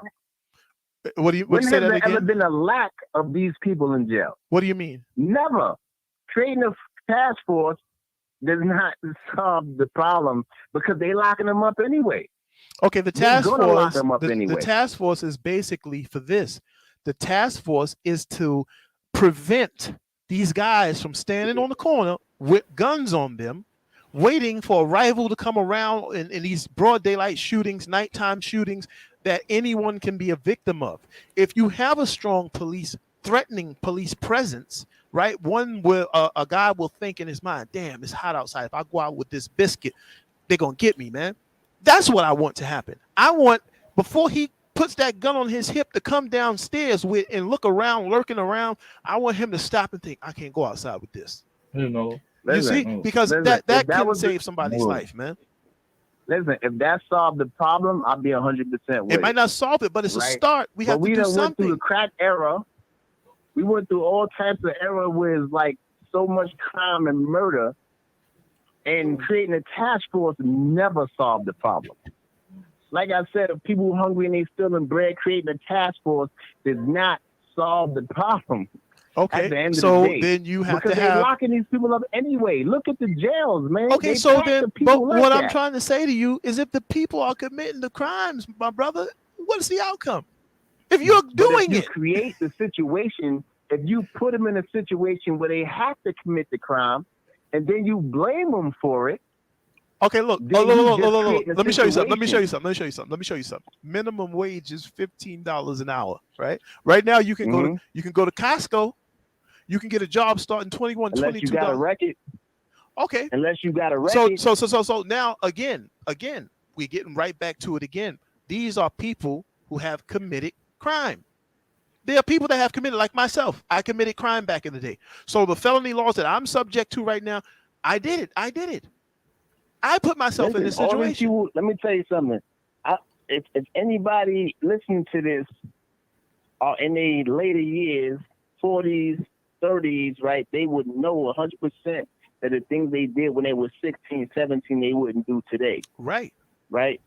So people know that the mindset is not the same. But to not give these people a chance and then to call them criminals because you force them to be criminals is the issue. Now, if you give them an opportunity and they decide to be a criminal, then you could say these people are criminals. Bro, you have the opportunity. Hey, you cannot get no money here unless you commit a crime. But wait. That situation. You're talking about the people who have committed crime already and then come home from prison. They can't get a good job. I'm talking about the people who have not yet been. That's not true neither. What do you mean? What's not true? That they can't get a good job? That's not true. You can't come home and get a job. Yeah. There are some jobs out there, but I'm talking about the people who will commit crime in the future, haven't got locked up yet, and they're committing crime because of the reasons of, well, it looks cool, I want to go gangbang and do this. And when you get in that gang, you know you're dealing with criminality. It's a choice, right? You're making the choice to do it. True, we have to have, and this is why I say, I want to ask you, my brother, what do you think about the influence of hip hop on the youth? What's your idea? Do you think hip hop needs to be censored? I'm going to tell you this. Like, I've listened to hip hop when I was a kid.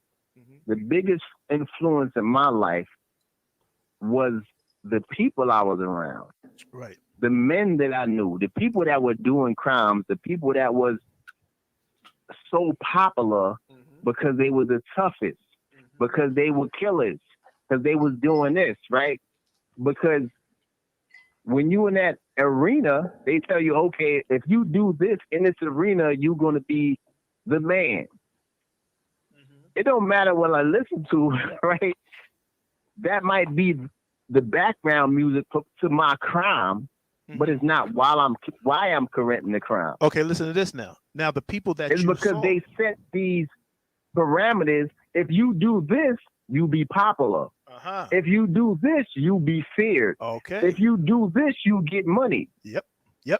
Now look. Now listen to this. Now listen. When you're in that environment, it's like a training course. You almost want to go to jail. Not to cut you off, my brother. Listen, now the people you looked up to, right? And you looked up to them, and they for whatever reason, maybe they were fresh to death, somebody getting money, getting called, fly as ever. Where did they get the notion from, right? Because when they went out there and they did their crimes, whether it was selling drugs or sticking something up to get money, the first thing you see them is they fresh. Right back in our day, that was the word. Yo, dude is fresh to death. They got new sneakers on. They got the gear. Some got rope chain. Some got a whip. Yo, how you get that? Yo, we caught a lick, man. Or yo, I'm out here getting money. Where does that come from? See, so the hip hop music still has an influence, because I remember back in the days when the hip hop artists was talking about parasuco pants and the heel figure jackets and the Timberlands. And I remember those days when the hip hop artists were talking about these clothes. And as soon as we got our hands on some money, we got to go get these clothes, going to Jamaica Ave and going where we got to go to get this gear, which I would have known nothing of if had I not heard it in hip hop. Hip hop made those clothes famous, right? So when you see the dude that you admire out there and he did a jukes and got money, or he's selling drugs, and you see him out there with the gold chains and the cars and the pants and the this and that, he doing all this, 9 times out of 10, his influence came from the world of hip hop as well. It may not have affect you as a person, but it has affect someone else. And then that person affected you indirectly. You see what I'm saying? All of this is what I'm trying to say, my brother. Black people, in order for us to make it in this day and age, we have to reset our whole way of thinking. We have to change our culture. If we're going to make it, we have to take things that we know that are detrimental to us, even if they're not detrimental physically and immediately, but they're only detrimental by way of messing with your mind. We have to throw them out. We have to shun them and throw them out, or at least we have to revamp them. And this hip hop, it should be first on the list, because the young boy can't handle that. He can't handle those type of impulses and influences coming into his mind. He can't handle that, and neither could we when we were coming up. So that's my issue. I want to say like this to sum it all up. We have to do a lot of things along with Eric Adams' policing plan. I feel that that's necessary. We have to have that. Some good things are going to happen, bad things are going to happen, but we're at the point where we have to have it. Also, we have to implement some programs that will allow for employment, some programs that will offer education. We have to bring back trade, bring back the vocational high schools. All of this has to be a part. Now you're talking. Okay, cool. Now you're talking. But we cannot let up off the policing, the extreme policing. We cannot let that up. Let me ask you a question. No way. When have not they been locking people up? They've been locking people up forever. Yes. It never stopped. Will you it say ain't gonna stop? Will you I don't say? understand when you saying we. Will you say crime is worse today? That's never been a problem. In our time, when we were coming up, and now this time, would you say the streets are worse today or better? I'm gonna say it was worse back in the day. You think it was worse back in our time? Because you couldn't take the train. If you was from Queens, you couldn't go to Brooklyn. You from Brooklyn, you couldn't go to the Bronx. No. The Bronx couldn't come to Queens. I'm talking about in your you get on that train, it was dangerous. Where you live in your neighborhood, where you live where the ghetto neighborhoods are, right? Let's say Queens. Do you think Queens itself, there's more crime being committed in Queens today, more death and killing and shootings today than it was yesterday in our time? Honestly, I can't answer that. But I know I can. When I was a kid, you could barely leave the projects without there being an issue. Yeah. Right? Yeah. Now I feel like it's a little bit more open. You can get on the train. You can go to Queens, Brooklyn, stuff like that. Because you're an adult. Before, you're an adult. The train was where predators was on the train. Predators. But see, the whole thing is, you know what I'm saying? You are an adult now. So when you go out and you go get on the train and you do your thing, that thing that doesn't follow you. These young boys are not looking at you because you're an adult, right? So when we were kids, then yeah, of course, these dudes are like 16, 17. Where the hell these niggas is from? You know what I mean? But you, as an adult, you go get on train. They ain't thinking about your old dude. But if you're 15, 16, 17, he could be an op. He could be anything.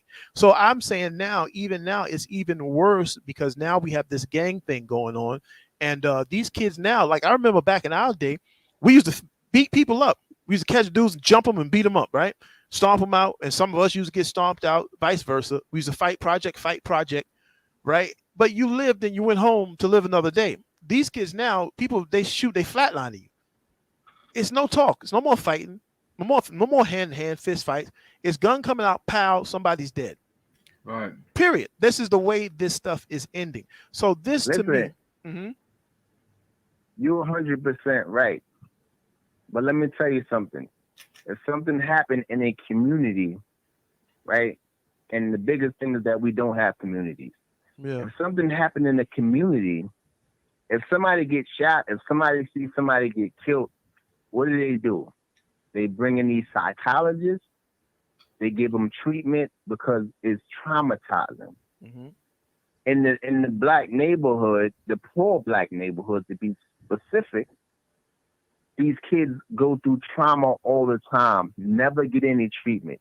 They never bring in any psychologists. They never bring in anybody to help. As a child, the science says it alters your brain. It stunts your learning. You go into survival mode where you shut down everything else as a child. And if you notice, people that you know from 17 to 40 still act like they 17. They still have the same mentality and all that. So at the end of the day, these people are victims of traumatic circumstances. People come home from war, they got post-traumatic stress because what they saw, we go through the same thing as little kids in the ghettos. Yeah. We don't get any treatment. We left out there to our devices, and they say, look at this guy. He's a murderer, he's a killer. But when they see somebody come home from war, they say, he has post-traumatic stress. We need to have compassion for this person. We need to do something to help this person. They don't do that in the black community. They look at us and they point at us and they say, look at this animal. They don't say that to other people. Okay. So at the end of the day, we start to intake this programming, and this is why we think, let's lock them up. Let's get a big task force. That is not the solution at all. Okay, can I just chime in 1 minute? Now let me show you something. What you've done is now you made two very different things the same thing. When you're in the army, right, and you've been approved in the army to go to war, which they give you, train you. Once they do that, that's a license. What the hell is approved? All right, hold. No, they give you they train you to kill, right? They train you to kill. You're considered in a legitimate force. You got a license to go out there and combat and fight the enemy. True, you're going to pick up trauma doing that. You see somebody fall, a fallen soldier, or you kill somebody, you have these nightmares, post-traumatic stress, cool. But that's in the way of legality. It's legal in their eyes, right? The powers that be says it's legal. Now, you can't say for a guy who decided to become a murderer in the projects or in the ghetto, you know, his traumatization should be treated like the guy in the army because he doesn't have a license to kill. It's not legal to take someone's life on the street. You chose to live a life of crime, criminality. Therefore, you're not the same as the soldier. People are not going to look at you and have pity and empathy for you after you look at Alpo. God bless the dead. We just did a few series on Alpo. I went outside 2 days ago. I'm walking in the streets and I'm advertising the channel and I'm talking to people. Please sign up, sign up. And the guy said after he subscribed, he said, "Yo, look, this nigga got to think about his Alpo dead." And then I got to talking to the kids, and the way they feel about Alpo, it's like, wow, they hate that dude. You see what I'm saying? But why do they hate him? He killed 15, 14 people. So nobody's going to have that empathy, you know, for Alpo, save a few, maybe people that know him, what have you. Now, they're not going to feel the same way about the soldier because they see the soldier going out fighting to protect him and where we are. So it's two very different things, You can't compare the soldier to the guy that's doing crime. The problem with us, you misunderstood my point. Okay, no, you're talking about you labeled this one. He should have. The point is that whether you a killer or not, you were subjected to this. The same killing they see in war, we are subjected to that in poor neighborhoods. We could just be an honest, honor roll child, but we subjected to this trauma. Let me ask you a question. And we go. I want you to get right back to it. Whether we take part in it or not. I want you to get right back to your point. I want you to get Huh? I want you to get right back to your point. Check this out. Explain this. It has been said that in certain gang circles across the nation, in order for you to get into this gang, right, and become a member, you have to kill somebody. What do you say to that? Is that being a victim of your circumstance? Or is that you listening to what these people are saying, offering you, what they're propositioning you, and you're thinking about it, and then if you say yes and you go ahead so that you can be down, that's something else, bro. That's crime. It's ridiculousness. But again, we know that the mind of a 16, 15, 17-year-old is not as developed as a grown person. So right? if that 15, 16, 17-year-old And we person know- kills somebody in your family that you love, God forbid, let's say God forbid, just as it's a terrible example, but let's say he murdered one of your children. What empathy do you have for that guy after you find out the circumstances of why he did what he did? Now, do you still say he's a victim? We have to create programs. You know what, officer, don't lock him up. Don't treat him so bad because I understand that he's a victim. Or do you want the process to go ahead as scheduled of being arrested? I'm not justifying any of that. That sounds like what you're Right? doing, bro. Because But crime is crime. If the cake come out a certain way, and I tell you, well, the cake came out this way because they put this baking soda in it or they put too much salt in it. Am I justifying how the cake came out? I'm saying, well, if you use a little bit less salt and less baking soda, you might get a different result. Right. But the answer is not destroy all the cakes, it's to make the cake different. No, we don't destroy all the cake, but we want to get rid of the So parts I'm not of the cake that's not saying good. that any of that is right. It's all wrong. Okay. But what I'm trying to tell you is the circumstances that created. They create these circumstances and then say, look at you. Right. After they created that. Right. And So that's why all I'm saying. I'm not saying it's right at all. Okay. Of course, they needed to go to jail for what they did. Hands down. Hands down. You just said the answer. You just said it. No matter what we talk about, we can talk for 3 hours saying the same thing, my view, your view. At the end of the day, when you commit crime, you go to jail. That's the law of the land.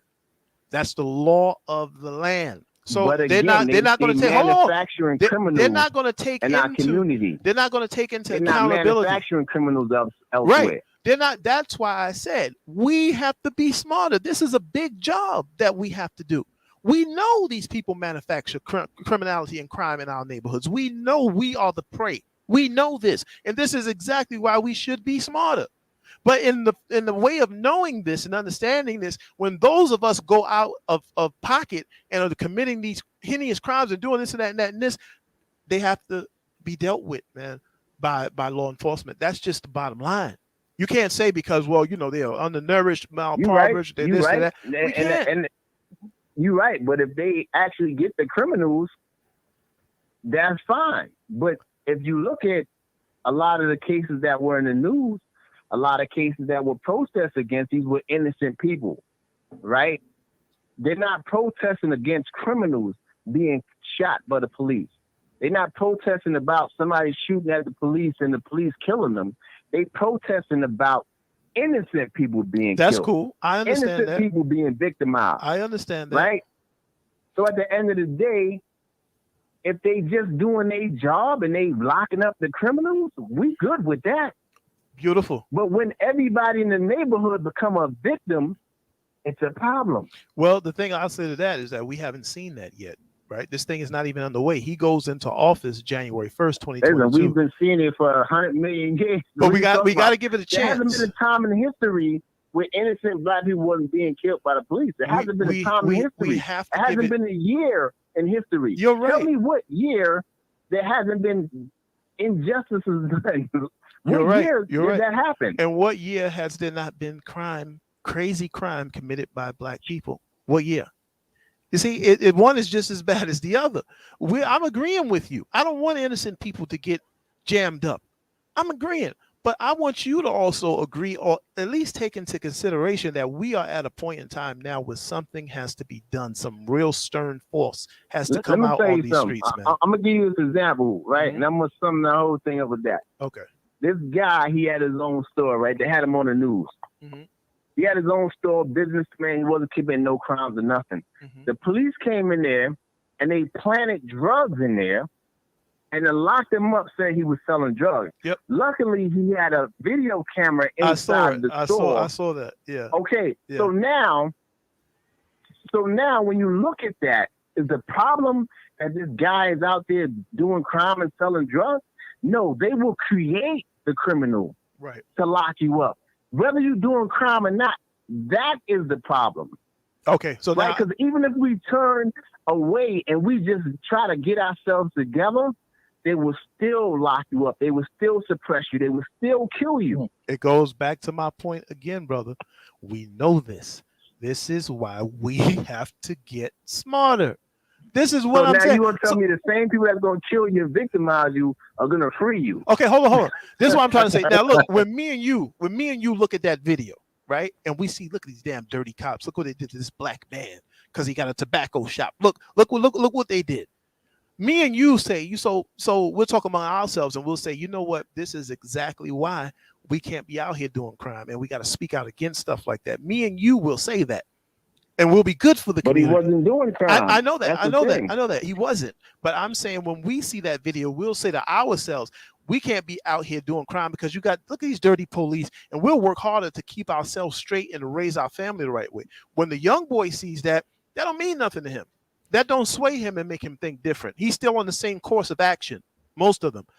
See, so because they're doing these crimes and committing these actions, we're at a point where something has to be done. That's all I'm saying, bro. And I'm tired of waking up seeing people getting shot and killed and all of this stuff, kids being shot down. Yes, I love my people. I'm pro-black. I'm one of the most pro-black people you'll ever find, but I'm also a realist, man.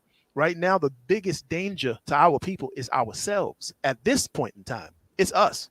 We know that there's pitfalls and traps by the police, by the racist people. We know that, but we have to get smart, and that's exactly why we have to stop doing crime. We have to guide our people. You're 100% right. Mm-hmm. But my point is, when we stop doing crime, they will lock us up because we're not doing crime. All right, that remains to be seen. That remains right? to be Black seen. Wall Street, there was people there with their own businesses. You're right. They were doing the right thing. They were paying their taxes.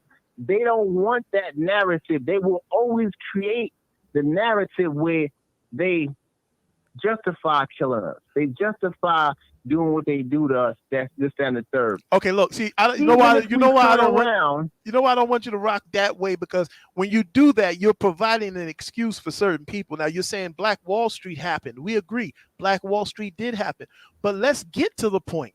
We have to work to get to the point to where we can say, look, now nobody's doing crime, and let's wait and see if the police going to lock us up like they did before for not doing like crime. the guy that has his own business and they planted the weed in the store, right? The guy wasn't doing anything. Those are and racist they made cops. him a criminal. Those are racist They do cops. not want you they don't want you to be seen as not a criminal.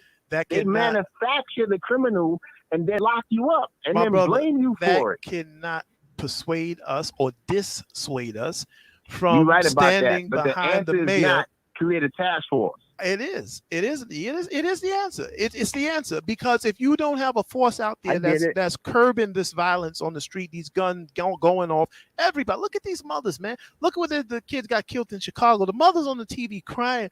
Let the kids just want to play. Let's stop these guns, right? The people in Brooklyn coming together with tears in their eyes, crying because their kids are being killed. How are we going to let up off of that to create a program while we trying to put our heads together to think of the program? These dudes are still out here killing people. We have to have an immediate situation where we can counter this type of violence in these streets right now, not later, not waiting for a program. Let's create the program while we got the task force on the street at the same time. That makes more sense to me. If we this is a consequence. This is a consequence that we face when we as a people don't conduct ourselves properly. Everybody is affected, the good and the bad, and this is why an immediate call for action needs to happen now. Where we revamp our thinking, man. Mm-hmm. You 100% right. If that was the answer, I'd be 100% with you, right? But they've done this over. Look at history. They've done this war on crime, war on this. They've been doing that forever, but that created the problem. It keeps the problem going. You can't say, oh, we're going to have a war on hunger by locking all the hungry people up. If you don't start creating programs for these people to feed themselves, they always going to be stealing because their fathers now are locked up. Their mothers are locked up. So now they're hungry. They have to steal bread. So can I ask you a question? And if the answer is let's keep locking them up, that doesn't solve the problem. Let me ask you a question. The problem is, let's create an avenue where these people don't have to steal bread. So they don't want that. You have to understand the system never been designed for us to prosper. I understand that perfectly. I understand that. I believe me. But what I'm gonna ask you now, there was during the summer, and this guy's locked up now, so I'm not putting him in jeopardy. There was a Spanish kid in the Bronx, right? He saw somebody that he had beef with or didn't like, and he ran that man down and shot him. Now, in the midst of doing that, the guy who was running from him took refuge in these two kids. He figured if he get the kids and put them around him, the Spanish guy would stop trying to shoot him. The Spanish guy didn't care about the kids or nothing. He continued to shoot until he shot that guy. Did the white man make that Spanish guy pick that gun up and say, you know what, there's that guy right there, go shoot him? Did the white man do that? Did the system do that? Or was it a conscious choice that man made to do that? Now, the situation could have been much worse, kid. Okay. But at the end of the day, what they do to him, they lock him up. Well, wait. That's where we have to begin things. See? Right now, true, the system is against us. This and that is against us. But we have to talk about the conscious choice that a person is making. I get it, right? We're all responsible for our own actions. What I'm trying to say is they already locking people up like him. So why do you have a problem with that? Listen, that's like saying, hey, water is leaking out. Let's plug the leak. Mm-hmm. And then you say, okay, let's plug the leak again. Let's plug the leak. But if you don't go to the source of the leak and it's not working, it's not working, right? Because at the end of the day, they still plugging the leak, but it's still leaking. Right. So they locking people up. You can't say, let's lock people up. They're already doing that. We can say let's lock people up. We can say let's lock people up. If the you're not talking about doing nothing different. But hold on. If we can say let's lock people up when the people do the crimes. Look, a 14-year-old boy. You're right. Hold on. Them up already. Hold on. The 14. So you're saying we should, when people do crime, because we locked them up already, let's not lock them up? What sense does that make? We should prevent crime the same way. Listen. How do we do it? How do we do it? How do we do it? How do we do it? You don't wait till you get sick and then try to cure it. You try to stop the sickness before you get it. Okay. Right? So the people that's doing a crime, yeah, you lock them up, but you try to stop that from happening again. As me and you are talking, as you and I that created that. As you and I are talking and people are watching us right now, and we're trying to come to a common ground about which way we should go to stop crime, somebody's out there committing a crime right now. Somebody's out there shooting and killing somebody right now. Somebody's robbing somebody right now. So the more time, the more they're gonna get locked up. The more time we spend on, well, let's scratch our heads and what are we gonna do here? Maybe we got to bring in more welfare benefits. I don't know, maybe some more vocations. Okay, we'll bring some of this. As we're sitting here tallying up, crime is still being committed.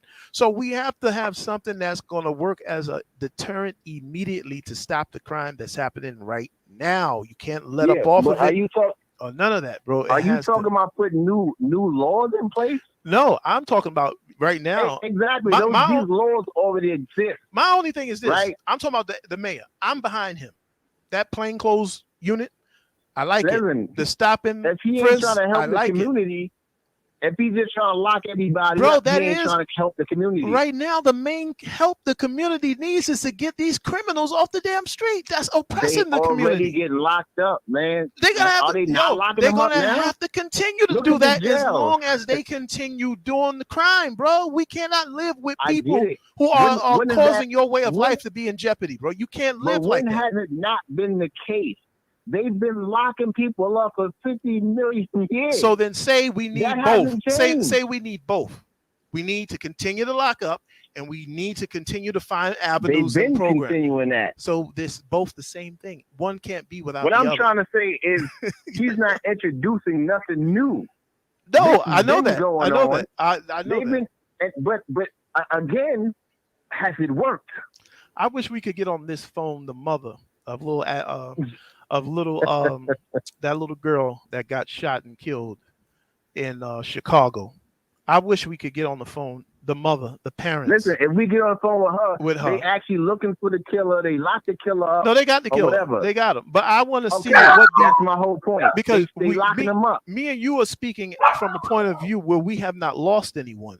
We don't know what it's like to lose a son or a daughter. No. We don't know that. You see, so I'm not saying they shouldn't lock them up. I ain't say that. Then Not what- one what point. is- I never said that. So what's the point you're trying to make? The point I'm trying to make is, yeah, of course they're gonna lock up criminals. They've been doing that forever. Okay. Right? But they haven't been trying to stop people from becoming criminals. They've been creating criminals and then killing them and locking them up. Okay. Right? It's like people got fish farms. They create the fish, they kill them and they eat them. Okay, good. Right? The fish don't have any idea what's going on. They create the fish, they feed them, they kill them and they eat them. All right, look. Let me show you something. Let me show you They something. create the criminals. I want to they get lock them up and they kill them. All right, I want to get to some comments, but let me just say this first, right? Now, you're saying that they create the crime, they lock people up. I'm going to use this as a prime example, and I know you got to agree with me here. Last couple of shows, I did a statistics when we look at jail, right? The number of people that are in jail from the black, the Puerto Rican, and the white, or the Latino and the white. Black still reigns supreme as the number one people getting locked up. Now, look, in the 90s, 80s, and 90s, the Puerto Rican people of New York City was going to jail crazy, just like blacks, damn near. They were selling drugs, catching bodies, doing the same exact thing. Here it is 20, 30 years later. The Puerto Rican stopped going to jail as much as he did in the past, right? If you look at the Puerto Ricans today, and shout out to my Boricua people, I love the Puerto Ricans, right? If you look at them today, the Puerto Ricans got jobs, they got barber shops, they got smarter, they stopped doing the crime. Yeah, some of them still doing here and there, but overall, as a people, they're doing better. They face the same thing. They face the drugs. They face the police brutality. They face the stumbling blocks the same way we did. But you know what they did that we haven't done yet? They got smarter. Is that a fact? They got smarter. They got smarter. They knew all of this Is that stuff. a fact? Brother, I just looked at the statistics sheet. I produced it maybe two I videos ago. understand that, but I'm gonna tell you one thing. Uh-huh. If I walk into a room as a black man and somebody walking as a Puerto Rican, we perceive differently. Exactly. That's just Exactly. what it is. Now it's more so today than before. But the point is, you have to give props where props is due. They got smarter as a community. They came together underneath their culture, and they talk with themselves, and they say, yo, this is what it is, and we got to find a way out of this thing. We haven't done that yet. We're still getting involved in SHIT that's no good for us. Last era, in our era, it was crack selling. It was project against project. This era, the foolishness we're involved with now that's hurting everybody is this gangbanging nonsense. You see? So this is where we are. I bring up the guy that had his own business and was doing the right thing, and the police planted. That's one instance that you produced. Right. You produced one instance of that. And I say, cool. And there's many more instances. Listen, that's how it is. If you have your own business, they always assume you're doing something. But I can produce to you. I can produce to you thousands of instances where we have black on black crime, where it's not the police officer that's violating us, but it's us that's violating us. That's why we're here today doing this show. Listen, I'm not saying that that's not true. I agree with you 100%. There's a lot of black on black crime, right? I'm asking you from the hood. Offer the me. hardest thing for me to do was not go to jail for something, because they seek you out. Like police been on me since I was a child. All of us. You understand what I'm saying? All of us. Trying to get me. All of us. And exactly. Again, they don't facilitate us doing good. They facilitate us doing bad. My brother, look, I grew up with you. We come out the same era, the same project. Now you say that. Exactly. So now listen. You say the police was after you and they marked you, right? They did the same thing to me and everybody else. Now I want to ask you at the same time for an honest answer, right? What was going on in the neighborhood at the same time the police was trying to, pick you up because you look black? What was going on in the neighborhood, brother, that the police would look at you as a suspect and say maybe it's possibly he could be doing something? What was the neighborhood like? I understand there's crime in the neighborhood. How much crime? Was it a lot of crime, would you say? Was people getting killed? Was there shootouts? Was it crackheads selling drugs? Was people selling drugs? Was it a lot of heinous crime taking place? Yes. Again, I was followed home at 14 years old with a radio in my hand. Do you really think they believe that I was a threat to the community? No, I was a black child, and then we're gonna get this whatever he is. Right? I didn't do nothing. I would look like a child. I walk like a child. I talk like they stalked me. You understand what I'm saying? Yeah. Yeah, I understand. And you don't know what that does to the mentality of a person. Right, right. But now and everybody don't make it. If you throw everybody into the ocean, there's going to be some people that's going to make it out. There's going to be some people that drown. There's going to be some people that need you to come and get them. There's going to be some people that need a life raft. Right. If none of that is available, the majority of them are going to drown. So at the end of the day, yeah, you can make it out, but everybody's not going to make it. Check it out. Now, on the flip side of that, here we are years later. Mayor de Blasio gets in office. He takes away the stop and frisk. Everybody's happy about that. Now, today, the same 14-year-old boy and younger are being arrested for carrying guns on them. Now that the stop and frisk is gone, the same 14, 11, 10-year-old kids are carrying guns to school to kill rival gang members or to protect themselves from gang members. So when you took that collar off, look what happened. Perfect example. Okay. Look what happened. Perfect example. The average 14-year-old kid today is walking around with a gun bigger than him. This is where we are. This is where we are. This is where we are today. Listen, the misconception is that policing makes that happen or stops it from happening, right? There's factors that make that happen that has nothing to do with policing. Me and you know, we on the 54th Street where we grew up at, it was a lot of crime going there, and the police was on the same block, right? It didn't matter how many police was there. People still, that was the main hustling spot. Right down the block from the police, right? So at the end of the day, when crime started to go down, it was because more people started to get jobs. But you know what they gave credit to? What? The police. Okay. They didn't say nothing about any other statistic. Even though you know more people are working, so crime went down because these people got money to feed their families, they won't give the credit to that. That's cool. They'll say, oh, we have this many police and crime went down.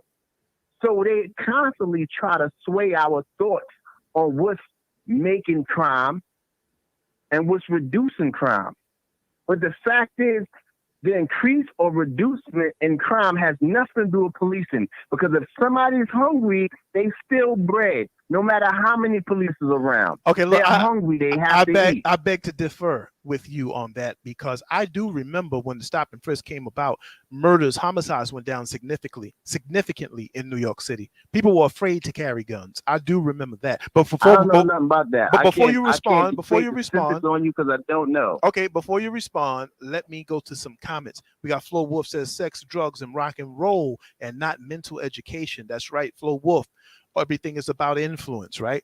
Audrey Worrell says, will they have body camera on them? I don't know who she's talking. Oh, she's talking about the plainclothes cops. I'm pretty sure they will. That's a law now.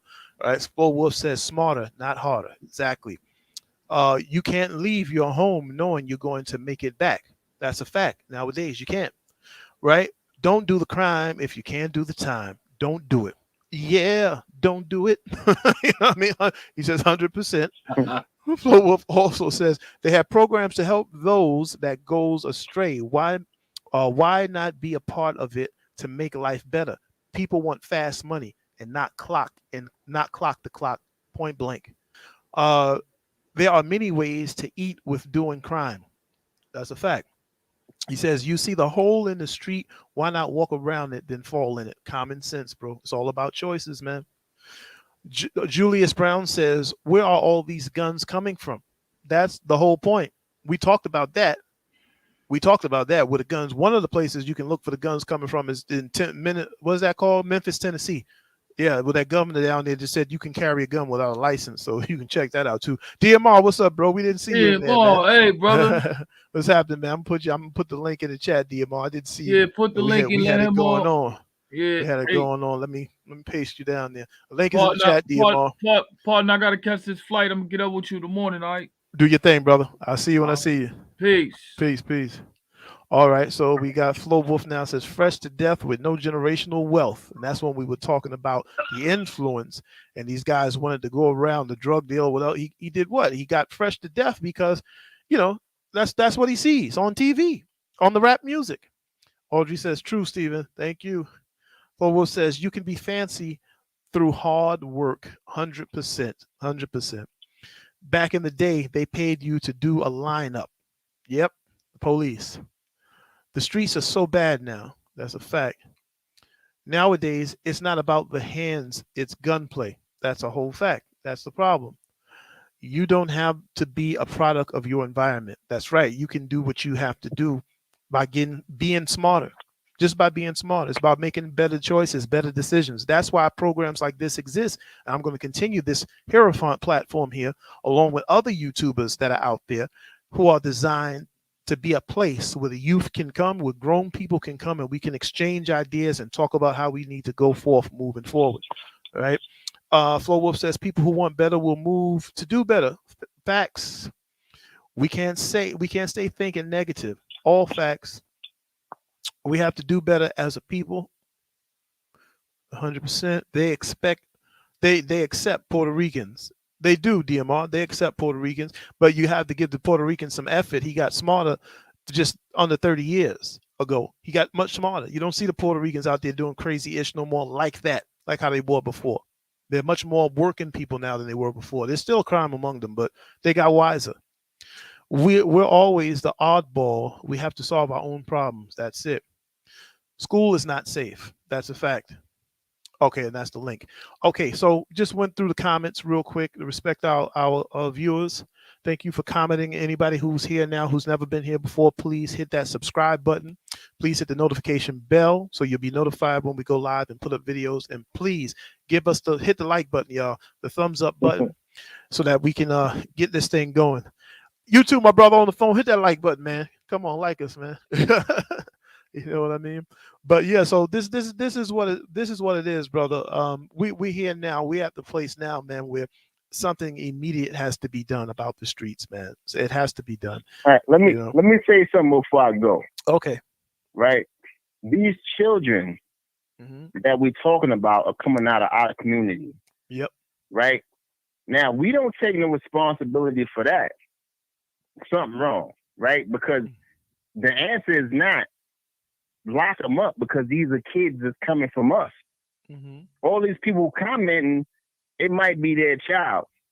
But again, I feel like it goes back to the family, right? We praise single mothers and we say they could raise these sons, but most of these sons are coming from single moms. If they don't have a positive male figure, it's going to be a problem. I've never seen my mother, although she raised me right, I've never seen her as an example of a man. Right. I never looked at her as how I should be. Right. I looked at people in the street. Men in the street is how I should be. So until we start to look at our own problems and start to fix it, because these children come from us. And if you're not talking about that, if you're not addressing that, you can't talk about no police. You can't talk about what they're doing because they come from you. Okay. A lot of these people listening, these children come from you at the end of the day. Yep. That's so when we start doing our part, things will change. Okay. I respect that. But again, I think I'm going to make another show just based on that. Parenting in children and hip hop, the effects of this hip hop music, even how as it affects adults, because the parents now, and see, this is deep. This will start another conversation, which we don't have time for, but you got to understand the parents that are parenting today are not like our parents were, because they were attacked by the crack cocaine. That took our type of parents out of the home. That's a whole nother show we can do. Right? Exactly. Now, what's the problem there? Is it the police or is it that they were victimized by that situation? We understand that. We understand that. I'm not telling you or saying that the police hands are clean, that government hands are clean. I'm just saying we're at a point now where something has to be done to stop us from killing us. That's what I'm saying. And those are our kids. Those are our kids. They are. Let's take responsibility. We should. I respect the mayor. I like the program he's talking about. I can't wait to see him put it in place. I hope he'll do it. I know he'll do it professionally. He's a cop for over 2 decades, and I appreciate that because I'm tired of turning on my TV and hearing about these murders and seeing the streets just being shot down like we're living in the Wild West somewhere. It makes no sense, man. And we have to take responsibility for it. And some of us, to be honest with you, bro, and I'm gonna tell you this, man. Last time I got locked up, you know what I said? I said, God, thank you. I thank God the last time I went to prison. People were after me. People wanted to kill me. I was involved in so much stuff, right? Sometimes you need to sit down, bro. Sometimes you need to go to jail, unfortunately, to sit down, because when you're in jail, you become, one thing jail does is it purifies you. You no longer have access to the alcohol, to the drugs you're using or whatever. So you become purified. And then when you purify yourself after a while, you can properly assess your position, the choices you made in life. Sometimes we need a sit. So jail was a saving grace for me, just like it was for Malcolm X. Malcolm X said he went to jail and that became his university and he came out a better man. So sometimes you need you're right. But you know what the problem with that is? Mm-hmm. The problem is that that sanctuary wasn't your home. You had to go to jail to get that sanctuary. Yeah. And that's the problem. That's the problem. So what I'm saying, my brother, you're right. I feel I'm also right by saying you're right by saying we need to create programs to help the people at home become parents. I respect it. I think I'm right by saying I agree with you on that. We do need it, but we also need some immediate policing right now, some extreme policing. We need that right now to stop us in our animalistic state from killing us. And also, I would like to say again to Black Lives Matter, Mr. Newsom, if you ever come across this video, if you're out here saying to the mayor that you're going to riot and you're going to do this and he's wrong for this program, you have to be able to put in place a counter program that's designed to get out here and curb violence. You have to be able to do that. If you can't do that, you can't tell the mayor that he's wrong. You can't threaten with violence, right? You can't do that because you don't have anything to replace it. So we don't like it, the extreme policing. We know people may get caught up in this whole thing, but the fact is still we have to do something about us and the way we are today. This is terrible. It's terrible the way we look out here today. So that's it. I agree with you, my caller. I agree with myself. I agree with the panel. You know what I mean? It's all relevant. It's all related. It's all value. We just have to find a way to put it together and go forth. And we got Flo Wolf says here, he says some people need to sit down and have a conversation with self and make change. That's right, Flo Wolf. But you know why it won't happen out here amongst the young boys, Flo Wolf? Because when you're in the mix, you see outside your door, there's like a sea, a moving sea that just can continuously distract you. The minute you jump in it, you're confronted by so many things: girls, women, cars, fads, this, that, money, drug, this, boom, boom, bow, right? So when you're in that sea and you're moving in it, you don't have time to stop and think about self. You don't have time to stop and reassess your life. 9 times out of 10 for the guy that's in the street, that reassessment is not going to happen. So that's why I say sometimes jail can be a saving grace for some people. It was for me. I know that. The last bit I went in, when I came out, I was never the same as when I went in before. I ain't been back since, thank God, because now my mind is, I know what the problem is. I helped myself while I was in there. I educated myself. I made myself smarter while I was in prison because I was able to assess my life. I was able to sit down and say, man, look, man, you goddamn 27 years old. What are you doing? I was able to say, where are you going with this? Right. And I cleaned myself up and I started asking myself, well, what are some of the reasons why I keep ending up like this? Why do I keep landing here? What am I doing wrong? And when I figured that out, I made a path to myself and I said, I'm never going to be like I was when I first, before I came in. I'm going to stay out of this prison. And the main thing that did it for me is I understood the jail system. I understood what it stands on. I understood that it's a modern day plantation. And I understood that people are making buku dollars off of me going to their prison and everybody else that goes to their prison. I understood that. So I fixed myself mentally. I fixed myself. So this is what we have to do with these kids out here.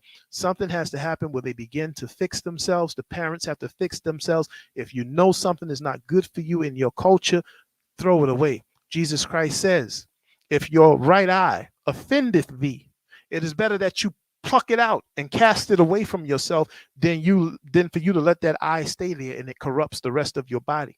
So if there's something in your life in terms of culture, the music you listen to, these videos that can be, influencing people the wrong way, throw it out of your life, man. Throw it out. Clean yourself up, man. Think straight. Only invite good vibes to yourself. Things that are going to educate you and take you from this level to another one. Don't invite bad stuff that's going to take you and invite you to go down the road of hell. And that's this hip hop is that. It's the road to hell. It's the road to hell. If you listen to that music and you let your children listen to that music, I guarantee you will go to hell 9 times out of 10. I'm talking about hell on earth. But Carla, we're gonna wrap it up. You got anything else you want to say before I let you go? Yeah, I want to tell you that I appreciate you. I appreciate your forum. I mean, even if I don't agree with you 100%, I definitely appreciate the conversation. No doubt. And we have to understand that Martin Luther King and Malcolm X had 2 different ways of approaching the problem, right? But when you're building a house, you can't build a house with a whole bunch of plumbers. Yeah. Right? You need carpenters, you need electricians, you need roofers. Mm-hmm. So at the end of the day, Martin Luther King was needed and Malcolm X was needed. Yep. They both serve a purpose. Yep. So for us to put the responsibility on one person to do everything is a recipe for disaster. We cannot ask the electrician to build our house. Yeah. Like the electrician has to focus on electricity. So Black Lives Matter have to focus on what they focus on. Martin Luther King needs to focus on what he focused on. The brother Muhammad needs to focus on what he focused on, and together we can build a house. Yep. At the end of the day, so we have to respect each person's lane. We always say stay in your lane. Sometimes you got to stay in your lane. That's a fact. You can't do everything. And before we need to stop asking one person to do everything and address everything. Because what they're addressing needs to be addressed, and somebody else needs to do the plumbing and the electrician work and the carpentry. Let's get a carpenter to do that. Let's not ask an electrician to do that.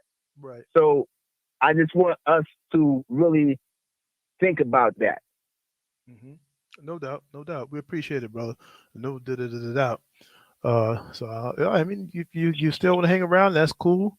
If you have some more to say, I'll join. I'm about to go. I got things to do and people to see. Okay, all right, no problem, my brother. I definitely appreciate you, man. Yo, when you coming back on, man?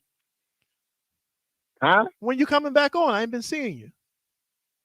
I don't know, man. Oh, come on, don't get discouraged, with the man. wind. Don't get If the wind discouraged. blow me over there, I'm there. Don't get discouraged, man. Don't get discouraged. You just said it. You can't build a house. One man can't build a house. Everybody has to, contribute. What you do is just as important. Yeah, I'll as be back anything else. Monday. I'll be All back right. Monday. No doubt, man. No doubt. All right, my bro. I'm gonna talk to you the next time, man. Appreciate you, bro. I appreciate you as well, man. All Thanks right. for giving me the opportunity to speak to the people. No doubt, brother. No doubt. Peace and love. All right, have a great night. You too, man. Peace. Okay. So that's my brother there who called up. Appreciate him. And he gave us his understanding of things. I appreciate that. Of course, I have my understanding of things. I agree with him wholeheartedly, that they do manufacture crime in this country. We know the racist element of the United States has been there, right? They bring the drugs in, they bring the guns in. They're still doing it today. We know that. All I'm saying to our people is this: let's get smarter. We know that the stumbling blocks are out there. We know that. Let's get smarter. If you pick up the gun and you go out there and you shoot somebody, you're going to go to jail. God damn it. Don't pick up the gun and go out there and shoot somebody. You know that if you take a pack and you're on the corner and you're selling drugs, there's a chance an undercover cop could come there and get and buy from you, or a decoy can buy from you. Now you got these secret indictments and they lock you up. God damn it. Don't take the pack and go out there and sell drugs. Do something different. Find something legal to get into, like they say at the Zeke Black podcast. Shout out to Zeke Black if you ever see this. Find something legal to get into. You young boys, exercise patience, man. Exercise patience. And for the adults out there, I'll say again, I'll give you this last concept that I want to share with you is this. The mind, man. The mind is a sacred thing. It's a sacred place. Whatever you allow to go into your mind has the power to shape and mold your character, your behavior. This is a scientific fact. They've proven this in psychology, right? So if you have a source that you're listening to, let's say it's spiritual music, spiritual lectures, you're listening to preachers and imams talk to you about the Bible, the Quran, and all of these different things, and this is what you're engaged in, and they're giving you that good knowledge, godly knowledge. Chances are your behavior is going to be more geared toward righteousness, right? Living a sinful life, a sinless life. That's cool. Conversely, if you're listening to evil impulses and evil influences telling you to go out here and gangbang, to go out here and steal and rob so that you can get money to get fresh and have clothes and car and live in a $20 million mansion and all of this hype dreams, right, that they're selling our kids. 9 times out of 10, you put that in your mind via your eyes and ears, we're going to see your character be like that. You're going to try and do anything to get to the bag. And anything includes criminal activity. Anything includes criminal activity. So if you get rid of the negative influence, that's half the battle. The young mind of a child cannot take this hip hop music today the way it exists. This trap music, this drill music. The young mind, the young child cannot take in that music without being negatively impacted by it. So much so that his actions will now become very, very negative. It can't happen. This cannot happen, right? So my thing going forward, as grown folk, white in the beard, my thing to us, my suggestion to us is this: whatever's not good for you, cast it away from yourself, even though you like it. Even though you like it. The Black community is not gonna be rebuilt properly until we get rid of everything that's no good for us. Whether it be a physical gun you have in your house, or whether it be some impulses from this idiotic music going into the ears of your children. And I'm gonna say this example one more time. I'm gonna wrap up in a minute, but I'm gonna say this example one more time. Brothers and sisters, please, if you haven't subscribed, hit that subscribe button, right? For you who are new here, if you haven't subscribed, hit the notification bell and hit the like button. Give your brother Steve the thumbs up, all right? Here's my example. There was a rabbi who was a rabbi of a Jewish community in Cuba. This rabbi became famous along with his community because he did one thing. This rabbi did not allow his community to listen to music, watch TV, read newspapers and tabloids. The people thought that was very odd. Naturally, reporters from around the world come to this rabbi and they say, yo, man, it's odd. Why don't you let your people, follow the media or what have you? Now I want you to listen to the wise reply of the rabbi, because this is what I mean about the mind. The rabbi said, it's because I don't allow my followers to listen to that stuff or read these things because we don't want open sewers running into our minds. We don't want open sewers running into our minds. That's the whole thing in a nutshell, man. When you have a kid, you're bringing him up, you're molding this kid, you're shaping him into what he's going to be. All the influences around him are doing the same thing. If you got a kid that's listening to hip hop music and he's young, 10, 11, 12, 13, 14, 15, and these guys are talking about doing drive-bys and spinning the block, gang banging and the homies, and we going out here shooting down these other dudes and gang. Guess what, man? Your kid will be doing that before you know it. So if it's a negative influence that comes by way of music, yesterday you say, oh, nah, man, hip hop can't make them. Oh, please, it ain't the music. It is the music, man. Scientifically, they've proven it. A kid does not begin to think like an adult until he's at least 24 years old. At least 24. This is when the brain decision-making transfers from different aspects of the brain.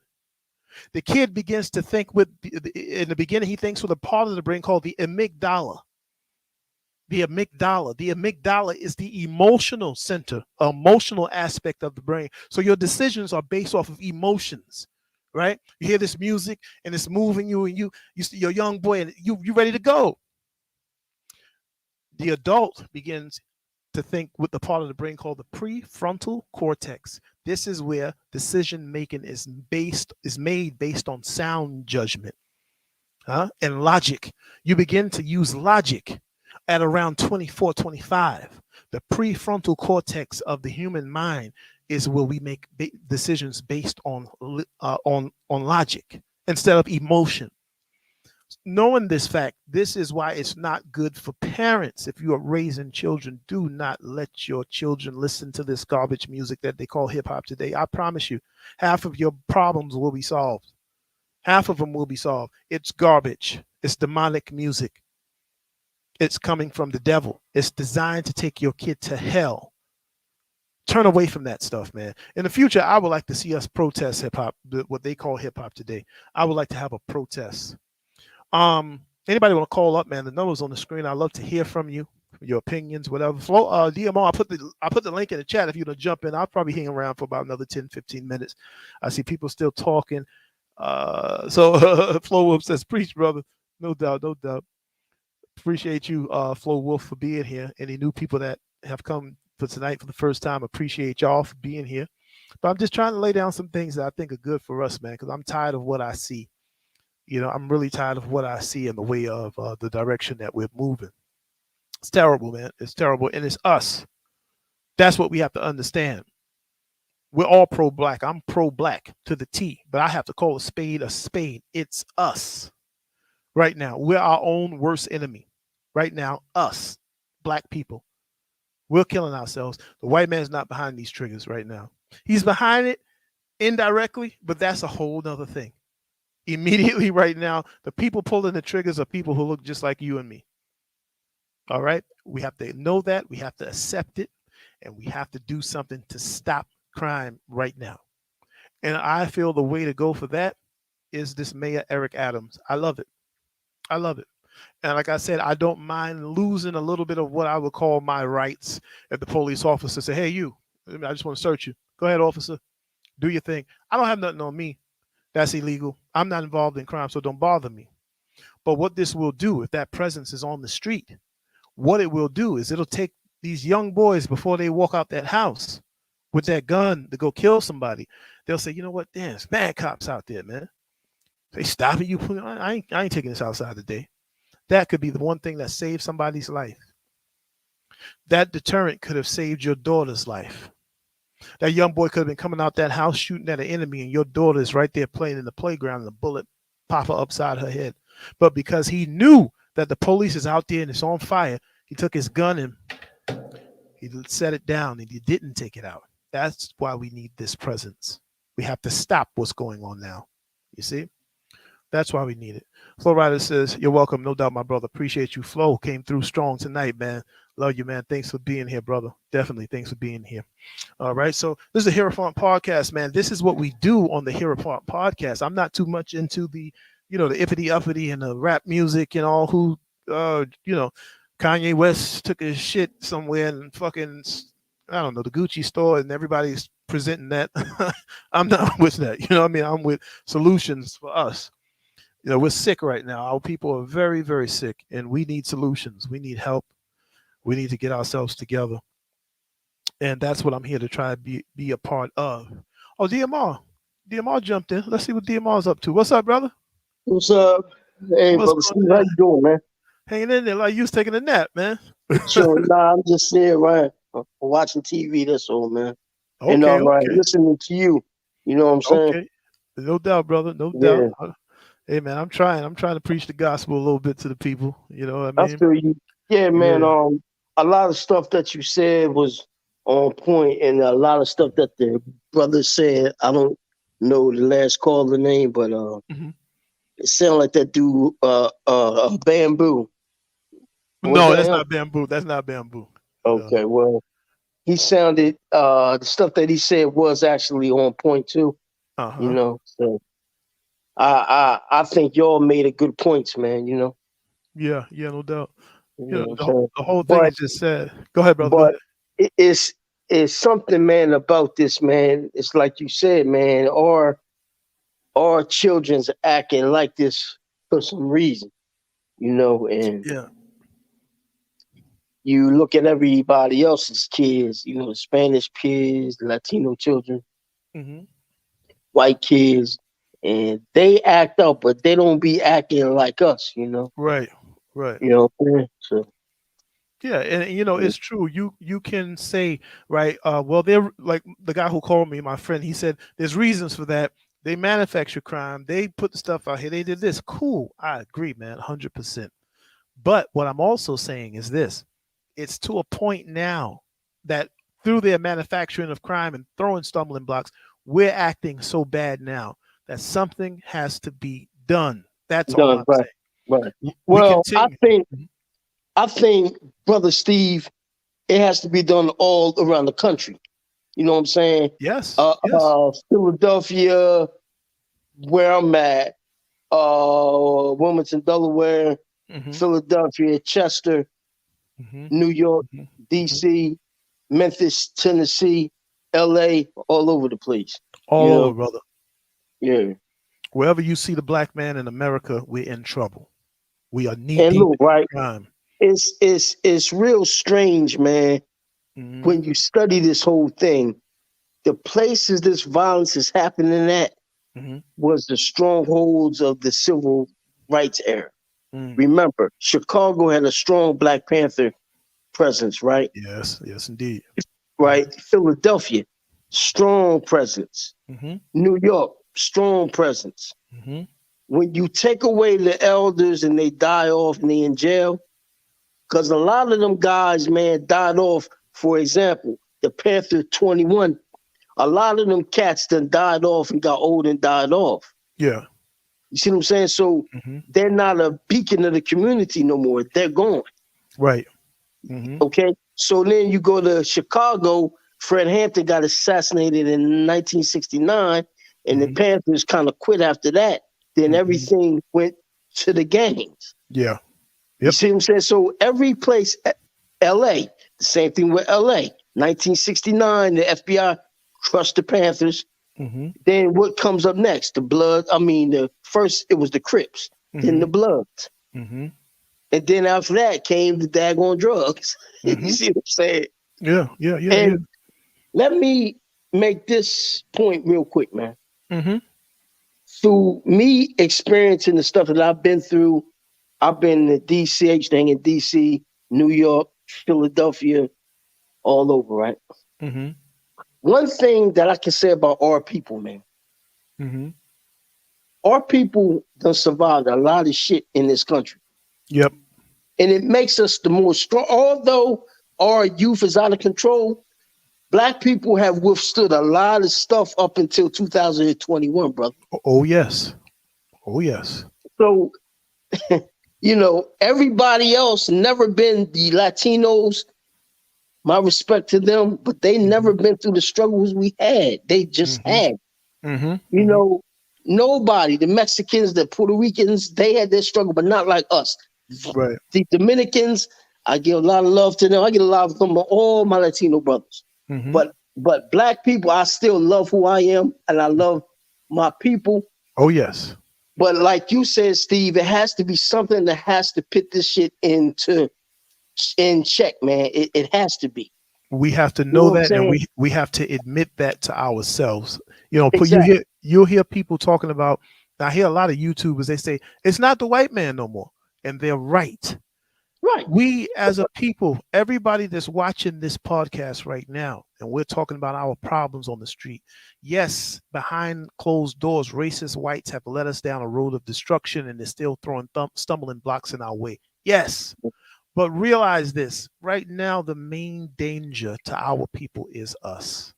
Yes, We are that's the true. main danger. When you walk out of this door in your neighborhood that's riddled with Exactly. crime, chances are you'll be robbed, hurt, or shot by somebody that looks like you, more Yep. so than any white man. Exactly. That's just a fact. Exactly. That's just And a I fact. and Steve, I agree with that. I hate to agree. I ain't gonna lie, I hate to agree, but it's the truth. I hate to too, but it's the truth, It's man. the truth, man. We gotta call a You know, spade a spade. We gotta call a spade a spade. That's it. you You know, know, and plus, man, I think that the black women and the black man relationship got to get stronger. I hate to say this, it's flatlining, but that's another problem that we are having. That we're having black women, not all black women, but some of the black women thinking the grass is green on the other side. Right. And you got some black men too. I'm not gonna lie. Yep. But at the same time, man, we're fighting all these wars. We fighting these kids out here killing each other. They killing black people with crossfires. Then you having black females, this certain particular chick on Instagram siding with Caucasian men against their men. Yeah. That has never been heard of. Well, it's been happening through history because we know the people who snitched on Denmark Vesey was a black woman. And I think that should have been handled the same way that we're saying the youth should be in check. We should be pitting any female that goes to a Caucasian man to pit a black man in a bad position should be dealt with. Just like a black man should be actually dealt with. Yeah. You see what I'm saying, Steve? And there's a reason. There's a reason for that. We can say that our sisters, they look at us and they look at us with disgust because the black man is doing so bad. That's true. Right now, I can understand some of their disdain. They don't like the black man. I can understand based on what we're doing. But now I would also ask those sisters to go back down the line of history, right? See what happened to the black man. How did the black man get like that? Why is he like that? Look at the hand that threw the stumbling block. That's what I would ask the sisters, because I'm going to tell you something. All of this started here now by a direct and attempt to destroy the black man by racist whites. Steve, look, something that you said earlier, I agree with you. It ain't the white man, and it's not because it's far going past that. But what I'm saying to you is the base of this is this, man. The youth is the core of the future, meaning this. When you go back to the 60s, it's a reason and I keep saying this, the Panthers didn't go into the 70s. It's a reason for that. Yeah. They didn't want the other, like me. I was born in 1971, bro. I would have been to that group of kids that would have held the torch of the Panthers. You see what I'm saying? Yes. And I don't know about you. I think you too. Yeah, I'm on 72. I'm right behind you. Right, exactly. All of us. So that's what I'm saying, man, is that they broke that shit. They understood. J. Hoover understood this very clearly. He said there would never be a black Messiah until we make him. Fred Hampton was the last black Messiah. And what they did strategically, they made sure that black people, they threw other stuff in the game, brother. And this is why. Now, here's the thing. We can talk about these kids today, brother, but we gotta, and I hate to say this, we gotta blame our fathers too, because our fathers was around that Superfly era, that across 110th Street era. Okay, I'm basically a product of that. I remember growing up in Harlem. I was actually raised in Harlem, 112th Street, St. Nicholas, and Lenox Avenue. Okay. That whole area was that. I remember this shit. Yeah. So what I'm saying, all of us is basically a product of that, Steve. So our fathers was lost and confused too. So you pass it to me. I'm 50. I had to learn everything I learned on the street down here. You see what I'm saying? So I didn't have a father to mold me and shape me. You see what I'm saying? So now fast forward, 2021. These kids today, brother, it has gotten out of hand. Yeah. That's exactly where they wanted it. That's exactly where they wanted it. That's what I'm saying. Our problem is you can blame us or we can blame ourselves for not being smarter and seeing the attack as it was coming. Right? Exactly. Now, there's a lot of reasons for that, why we didn't see it, right? But that's what we can blame ourselves for. But going forward right now, those of us who are like-minded, we have to say to ourselves, it's us right now, the main danger to ourselves is people who look just like us. Exactly. And then we have to begin to accept the system, the order or the system that's getting ready to be put in place by this mayor. And we have to support him in this. I don't feel that we should go against the mayor. But see, Steve, it's not only in New York. I mean, y'all got your joint up there, right? Yeah. But, and I to speak Philadelphia, I'm outside of Philly. Mm-hmm. Philly is crazy. And you got DE down here in Wilmington, Delaware. None of these city councilmen is saying nothing about the shootings. No. They're not going to say nothing. And DR, let me tell you what's happening. See, if people go back and watch this podcast, even to the time when I was doing videos, pre-recorded videos, mostly before I started doing the lives, when you watch those videos, I make one claim, and I'm adamant about it, and I still make that claim to this day. Mm-hmm. And I'll bet you a dime to a dollar. What they're trying to do right now, the whole plan behind this thing, the ultimate plan that they have, that we're walking right into, because again, we're not being smart to see the trap. We're walking right into it. They're trying to re-enslave black people. This is what I'm telling you. This is the claim I'm making right now. Hold on. So are you saying enslave? Okay, so are you saying enslave because, explain this, is it a physical or is it a mental and economical enslavement?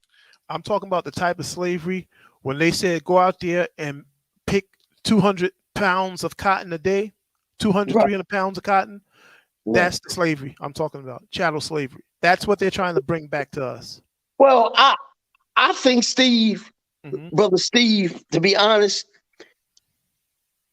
I think we as older men and females, we're not going to stand for that. But see, the thing is this. Here's the thing. Mm-hmm.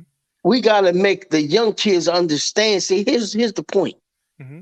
We know what these people trying to do. Mm-hmm. But the youth, like you said, man, it's just so out of hand. Mm-hmm. You can't talk to these kids. Mm-hmm. And that's the bad thing because we all in this thing together.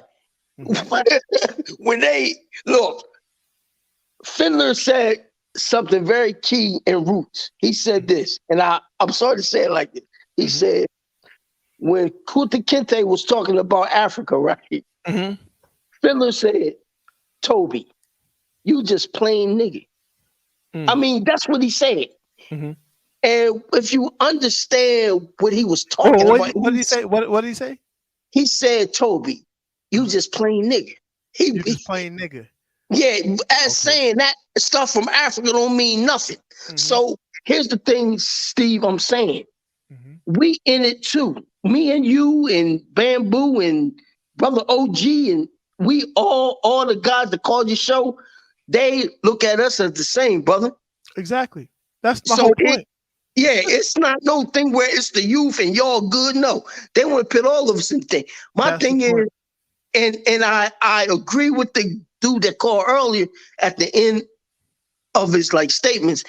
You know, he said, man, it's all design and this thing is designed. But again, I agree with you when you said this, and this is deep. You said, yo, something has to be done. And for me, Steve, I hate to reach out to foreign forces, but we can't stop this shit. On our own, we can't do it. Right, exactly. The youth is not listening to the older people. They tell the old people, get your old ass out of here, right? They don't want to hear you. They don't want to hear you. Exactly. So they've lost the respect for the older men and the older women. See, so this is what they're doing now. At the same time, the enemy is so crafty and so smart. He knows now, if you want to kill off a force, right, you take away the youth. You take them away. That's I'm saying. That's what's happening. This is why the guns are being allowed to be on the street. This is why they're being allowed to carry the guns without almost zero harassment. And the jailhouses are still filling up. They're allowing it. They're not policing. They're not policing. Now let me just top it off. Let me top it off. So now what's happening is this. More jails are going to be built. More people gonna go on the ground. They want that too. At the end of the day, DMR, if we still alive to see it, mark my word and remember me, because I'm telling you now, the jails are the modern day plantations. Those are the slave plantations, right? So you're already going to be there. The youth getting life sentences, 200 years, they're already there. The next thing they're going to do is coming from a blast from the past. Again, I go back to President Andrew Johnson, this racist vice president of Lincoln. He put us back into slavery. And then what did he do? See, during that time, there was a group of people in the South that were free blacks. Somehow they managed to escape slavery. I don't know how, but their status were free, right? But when Andrew Johnson came in and he re-enslaved blacks, the order that he made to re-enslave blacks also included the free blacks. So he disenfranchised the free blacks that were down south living and working. That same thing is going to play again if we're not smart. After they lock up the youth and these dudes going to jail wholesale, now they're going to come for you black bus driver, you black ambulance worker, you black policeman, you black this, you black, and they're going to disenfranchise you again. Watch what I tell you, bro. But you got to ask this though. Okay. When you say, okay, I'm going to go back, rewind it. Okay. When you said the youth, okay, this is the generation they was praying for, brother. Meaning this. Yep. When we was in our youth in the like 80s, okay, I can think back. I remember when crack. I remember when before crack came here. Mm-hmm. You too, right? Yep. We remember early in the early 80s, in the early to the mid 80s, hip hop came. None of this shit was going on. Right. We going through Run DMC, Eric B. and Rakim. I remember Houdini, Roxanne Shante, Karis One. We going. 1992 came. NWA came out. It was a different kind of vibe then. See what I'm saying? So this shit changes. Then it start getting crazy to the point now where Chicago, when you look at Chicago, it's no really older influence in Chicago no more. So now you got this stuff called trap music. Drill music too. Right. Yeah, drill music. So what I'm saying, man, is that it's kind of scary because this is the generation they was praying for. Now, I keep saying this, Steve, rewind it back in the 70s. Even before the 70s, in the late 60s. The youth wasn't doing that. Nope. They was involved in protest. But then you got the street gangs in the 70s. See, so the thing has evolved, brother.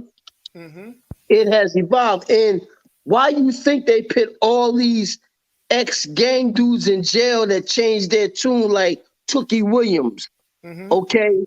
The brother that was the Latino brother in New York, King Tone. Why you think Larry Hoover's still in jail? Why you think Jeff Fort, you know, all these cats, man, that's influenced ADX Max, that had influence, and they know that. This is why they keep these guys in jail, because they don't want them outside.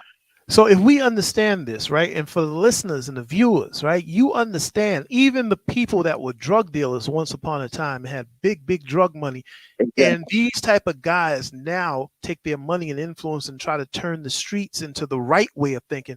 They do away with them. The answer is your enemy doesn't want anything good for you. Our people are now beginning to understand this. Now going forward, moving forward, brothers and sisters, we have to get smarter. The problem, what we need to do right now, brothers and sisters, is embark on a deep study of your history in this country, in this America. Read how the enemy has attacked us in the past, the stumbling blocks that he's thrown. And then when you have that knowledge, you see it happening today. You say, oh, I saw this before. I'm not falling for this no more. But if you don't have that background, that knowledge, you cannot do it. So Flo Rida says systematic thinking. That's what it is, Flo Rida. Oh, we lost DMR. All right, but that's what it is, Flo Rida, is systematic thinking. They think in a way of they plan ahead. They plan ahead, right? Flo Rida says, Flo Wolf says, the jail is the slave ship. 100%. That's what these kids don't understand. The jail is the slave ship. They don't understand that. Hey, See? bro. There you I'm go. back. You came back. Okay, cool. I'm back. Flo Wolf says the credit report is to hold you back and classify you. The credit Yeah. report. See, but the whole thing is this, man, is that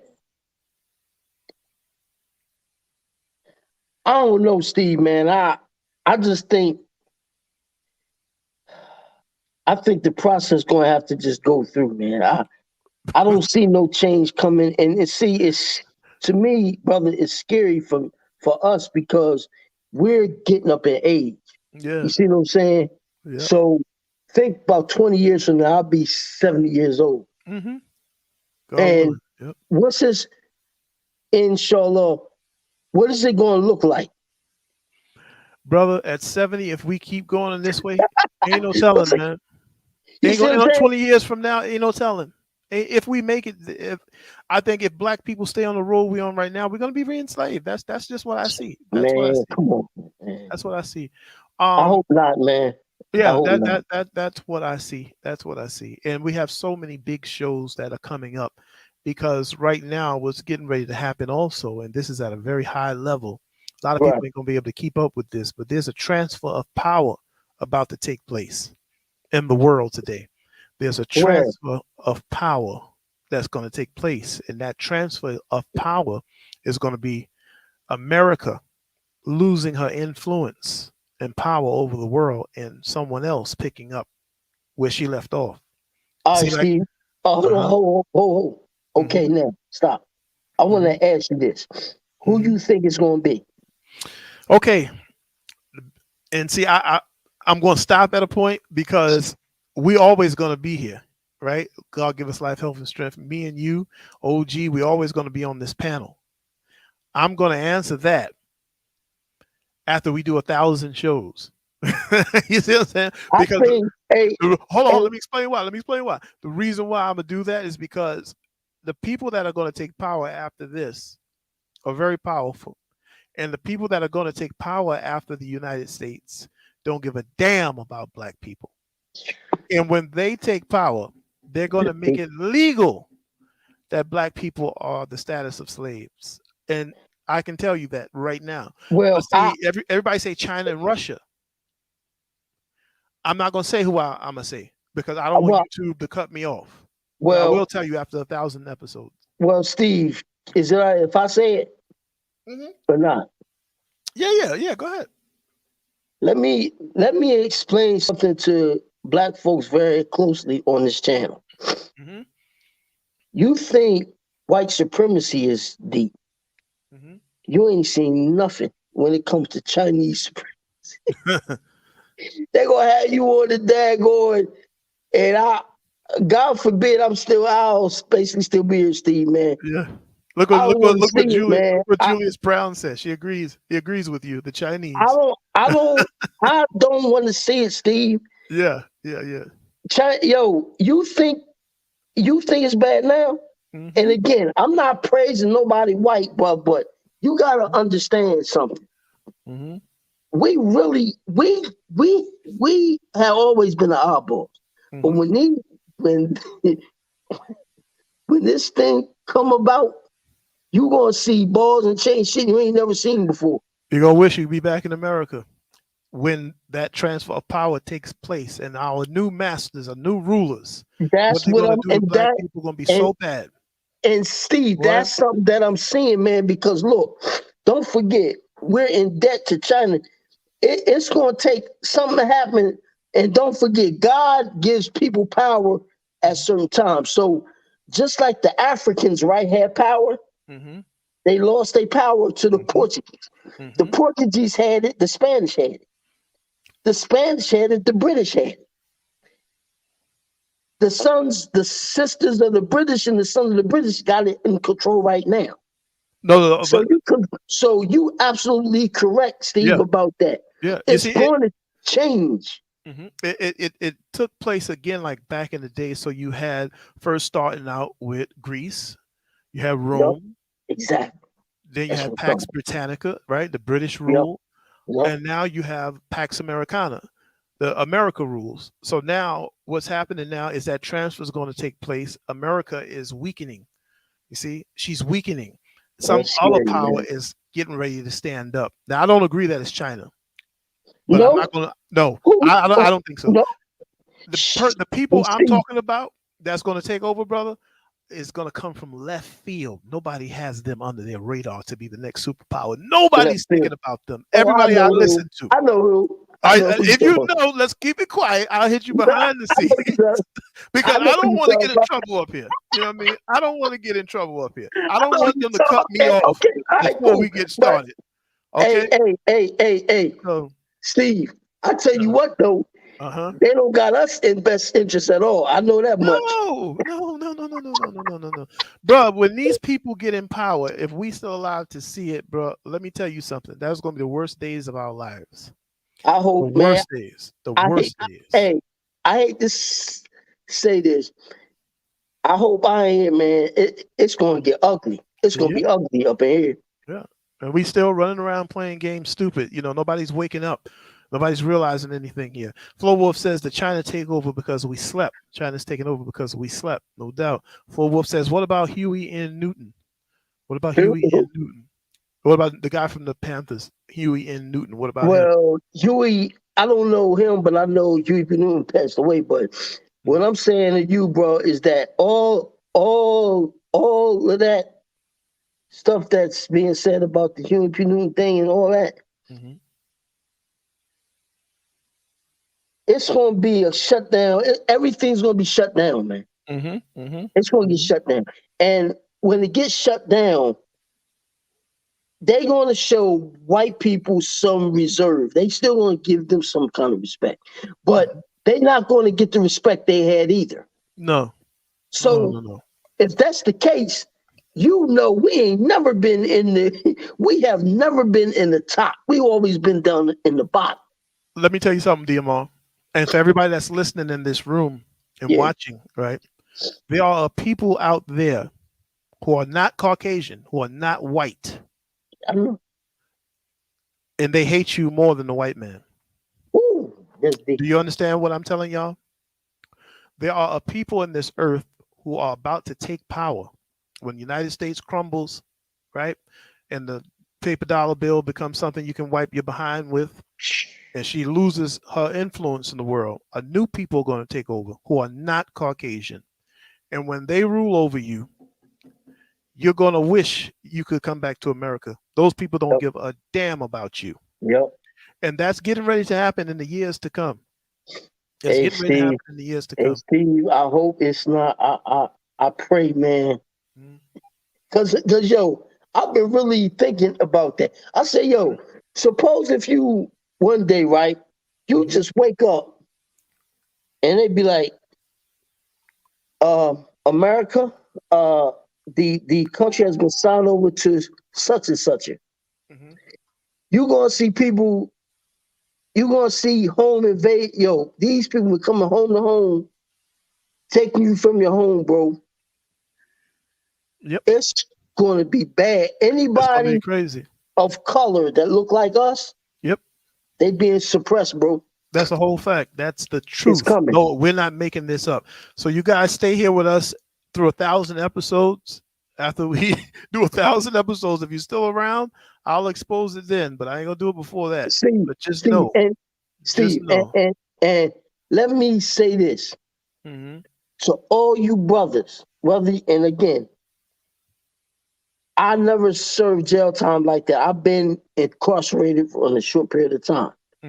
But let me tell you this right now: you do not want to be inside the joint.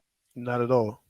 What they're gonna do is this, and I don't care if you're in NY, Philadelphia, Wilmington, Delaware, where I'm at, or anywhere.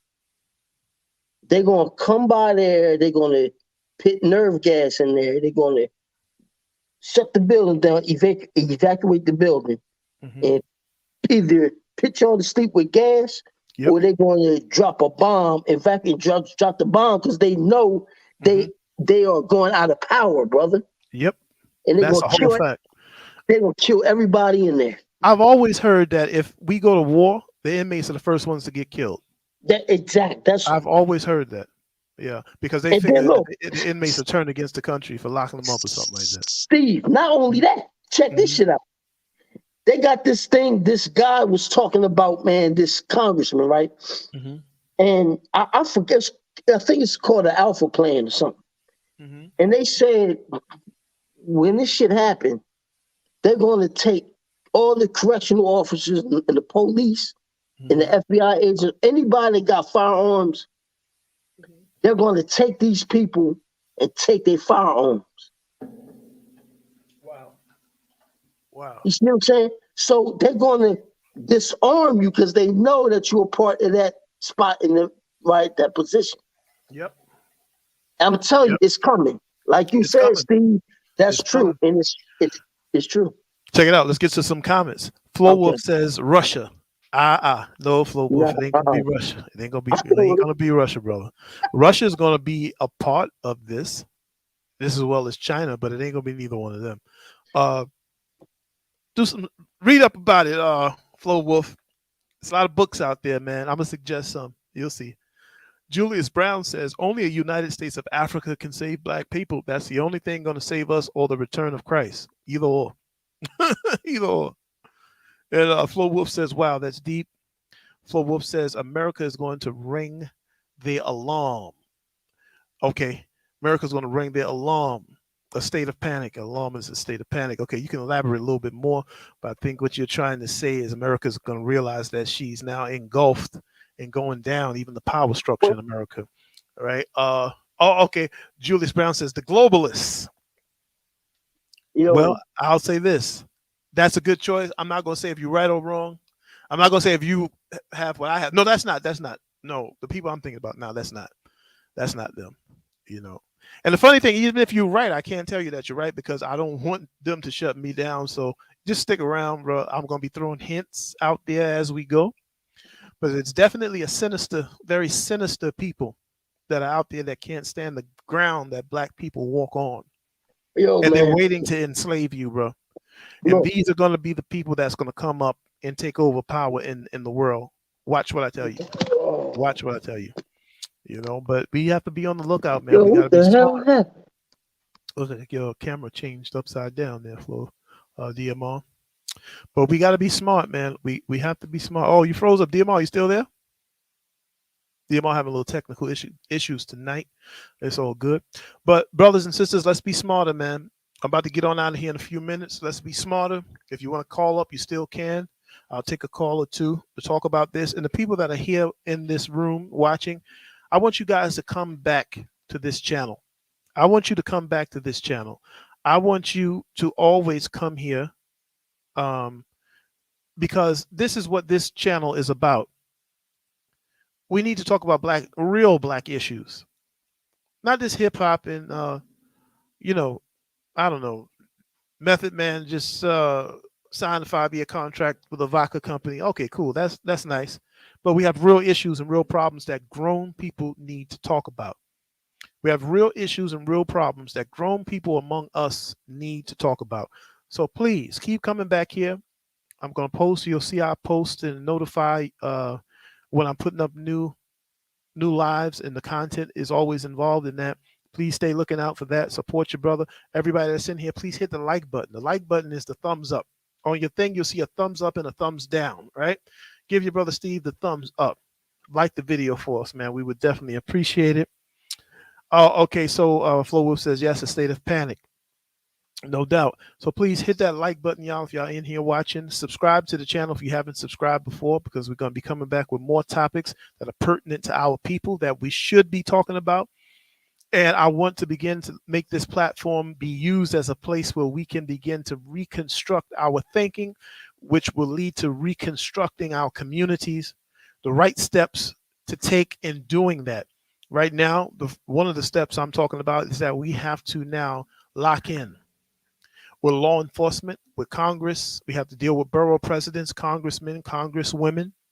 We have to deal with the authority, the law, the NYPD, us who have white in the beard, not the children among us. I don't expect them to go for this, but us, older people. If we're going to reconstruct our neighborhoods and reconstruct our thinking the right way, these are the steps that have to be taken. We can no longer sit here and think, oh man, I don't deal with the police and the snitches and all that. That's yesterday's ignorant thinking. That way of thinking allowed our communities to turn into what they are right now. If you're no longer in the street and you're not a part of crime, I don't think you should think that way anymore. All right. So this is your brother Steve here to Hear From Podcast. My brother DMR, he fell out. I wish he would have came back. We're having such a nice conversation. But I appreciate everybody that's here tonight. Hope you will keep coming back, keep checking for me. Appreciate my new subscribers that got out there and hit the subscribe button. And I was out there advertising in the street. So please stay with us. So we got Flo Wolf says, I love being a part of this, brother. No doubt. We love having you, man. We definitely love having you, brother. Every time, you're always welcome. Come up here and be with us. But right now, I'm about to call it night. Appreciate everybody that was here in the podcast. Remember your brother Steve. Remember this podcast. This podcast is different from any other because I could do everything everybody else does, right? I could talk about hip hop. This one did this. I can go crazy like that and get 2 million subscribers tomorrow. I could do all of that. I choose not to because for me, that's not what's needed right now. It's relevant, but not for me. I think our black people need to talk. Adults among us, I want this place to be the place where we come and we have dialogue and we have conversation. All right. So, brothers and sisters, I'm about to pack it up and get on out of here. This is your brother Steve, the Hero Farm Podcast, saying peace and love. And I want you brothers to keep coming back and joining us. All right. So, peace and love. I'm about to get on out of here in a minute. Hit that subscribe button, y'all. If you haven't subscribed, hit the subscribe button.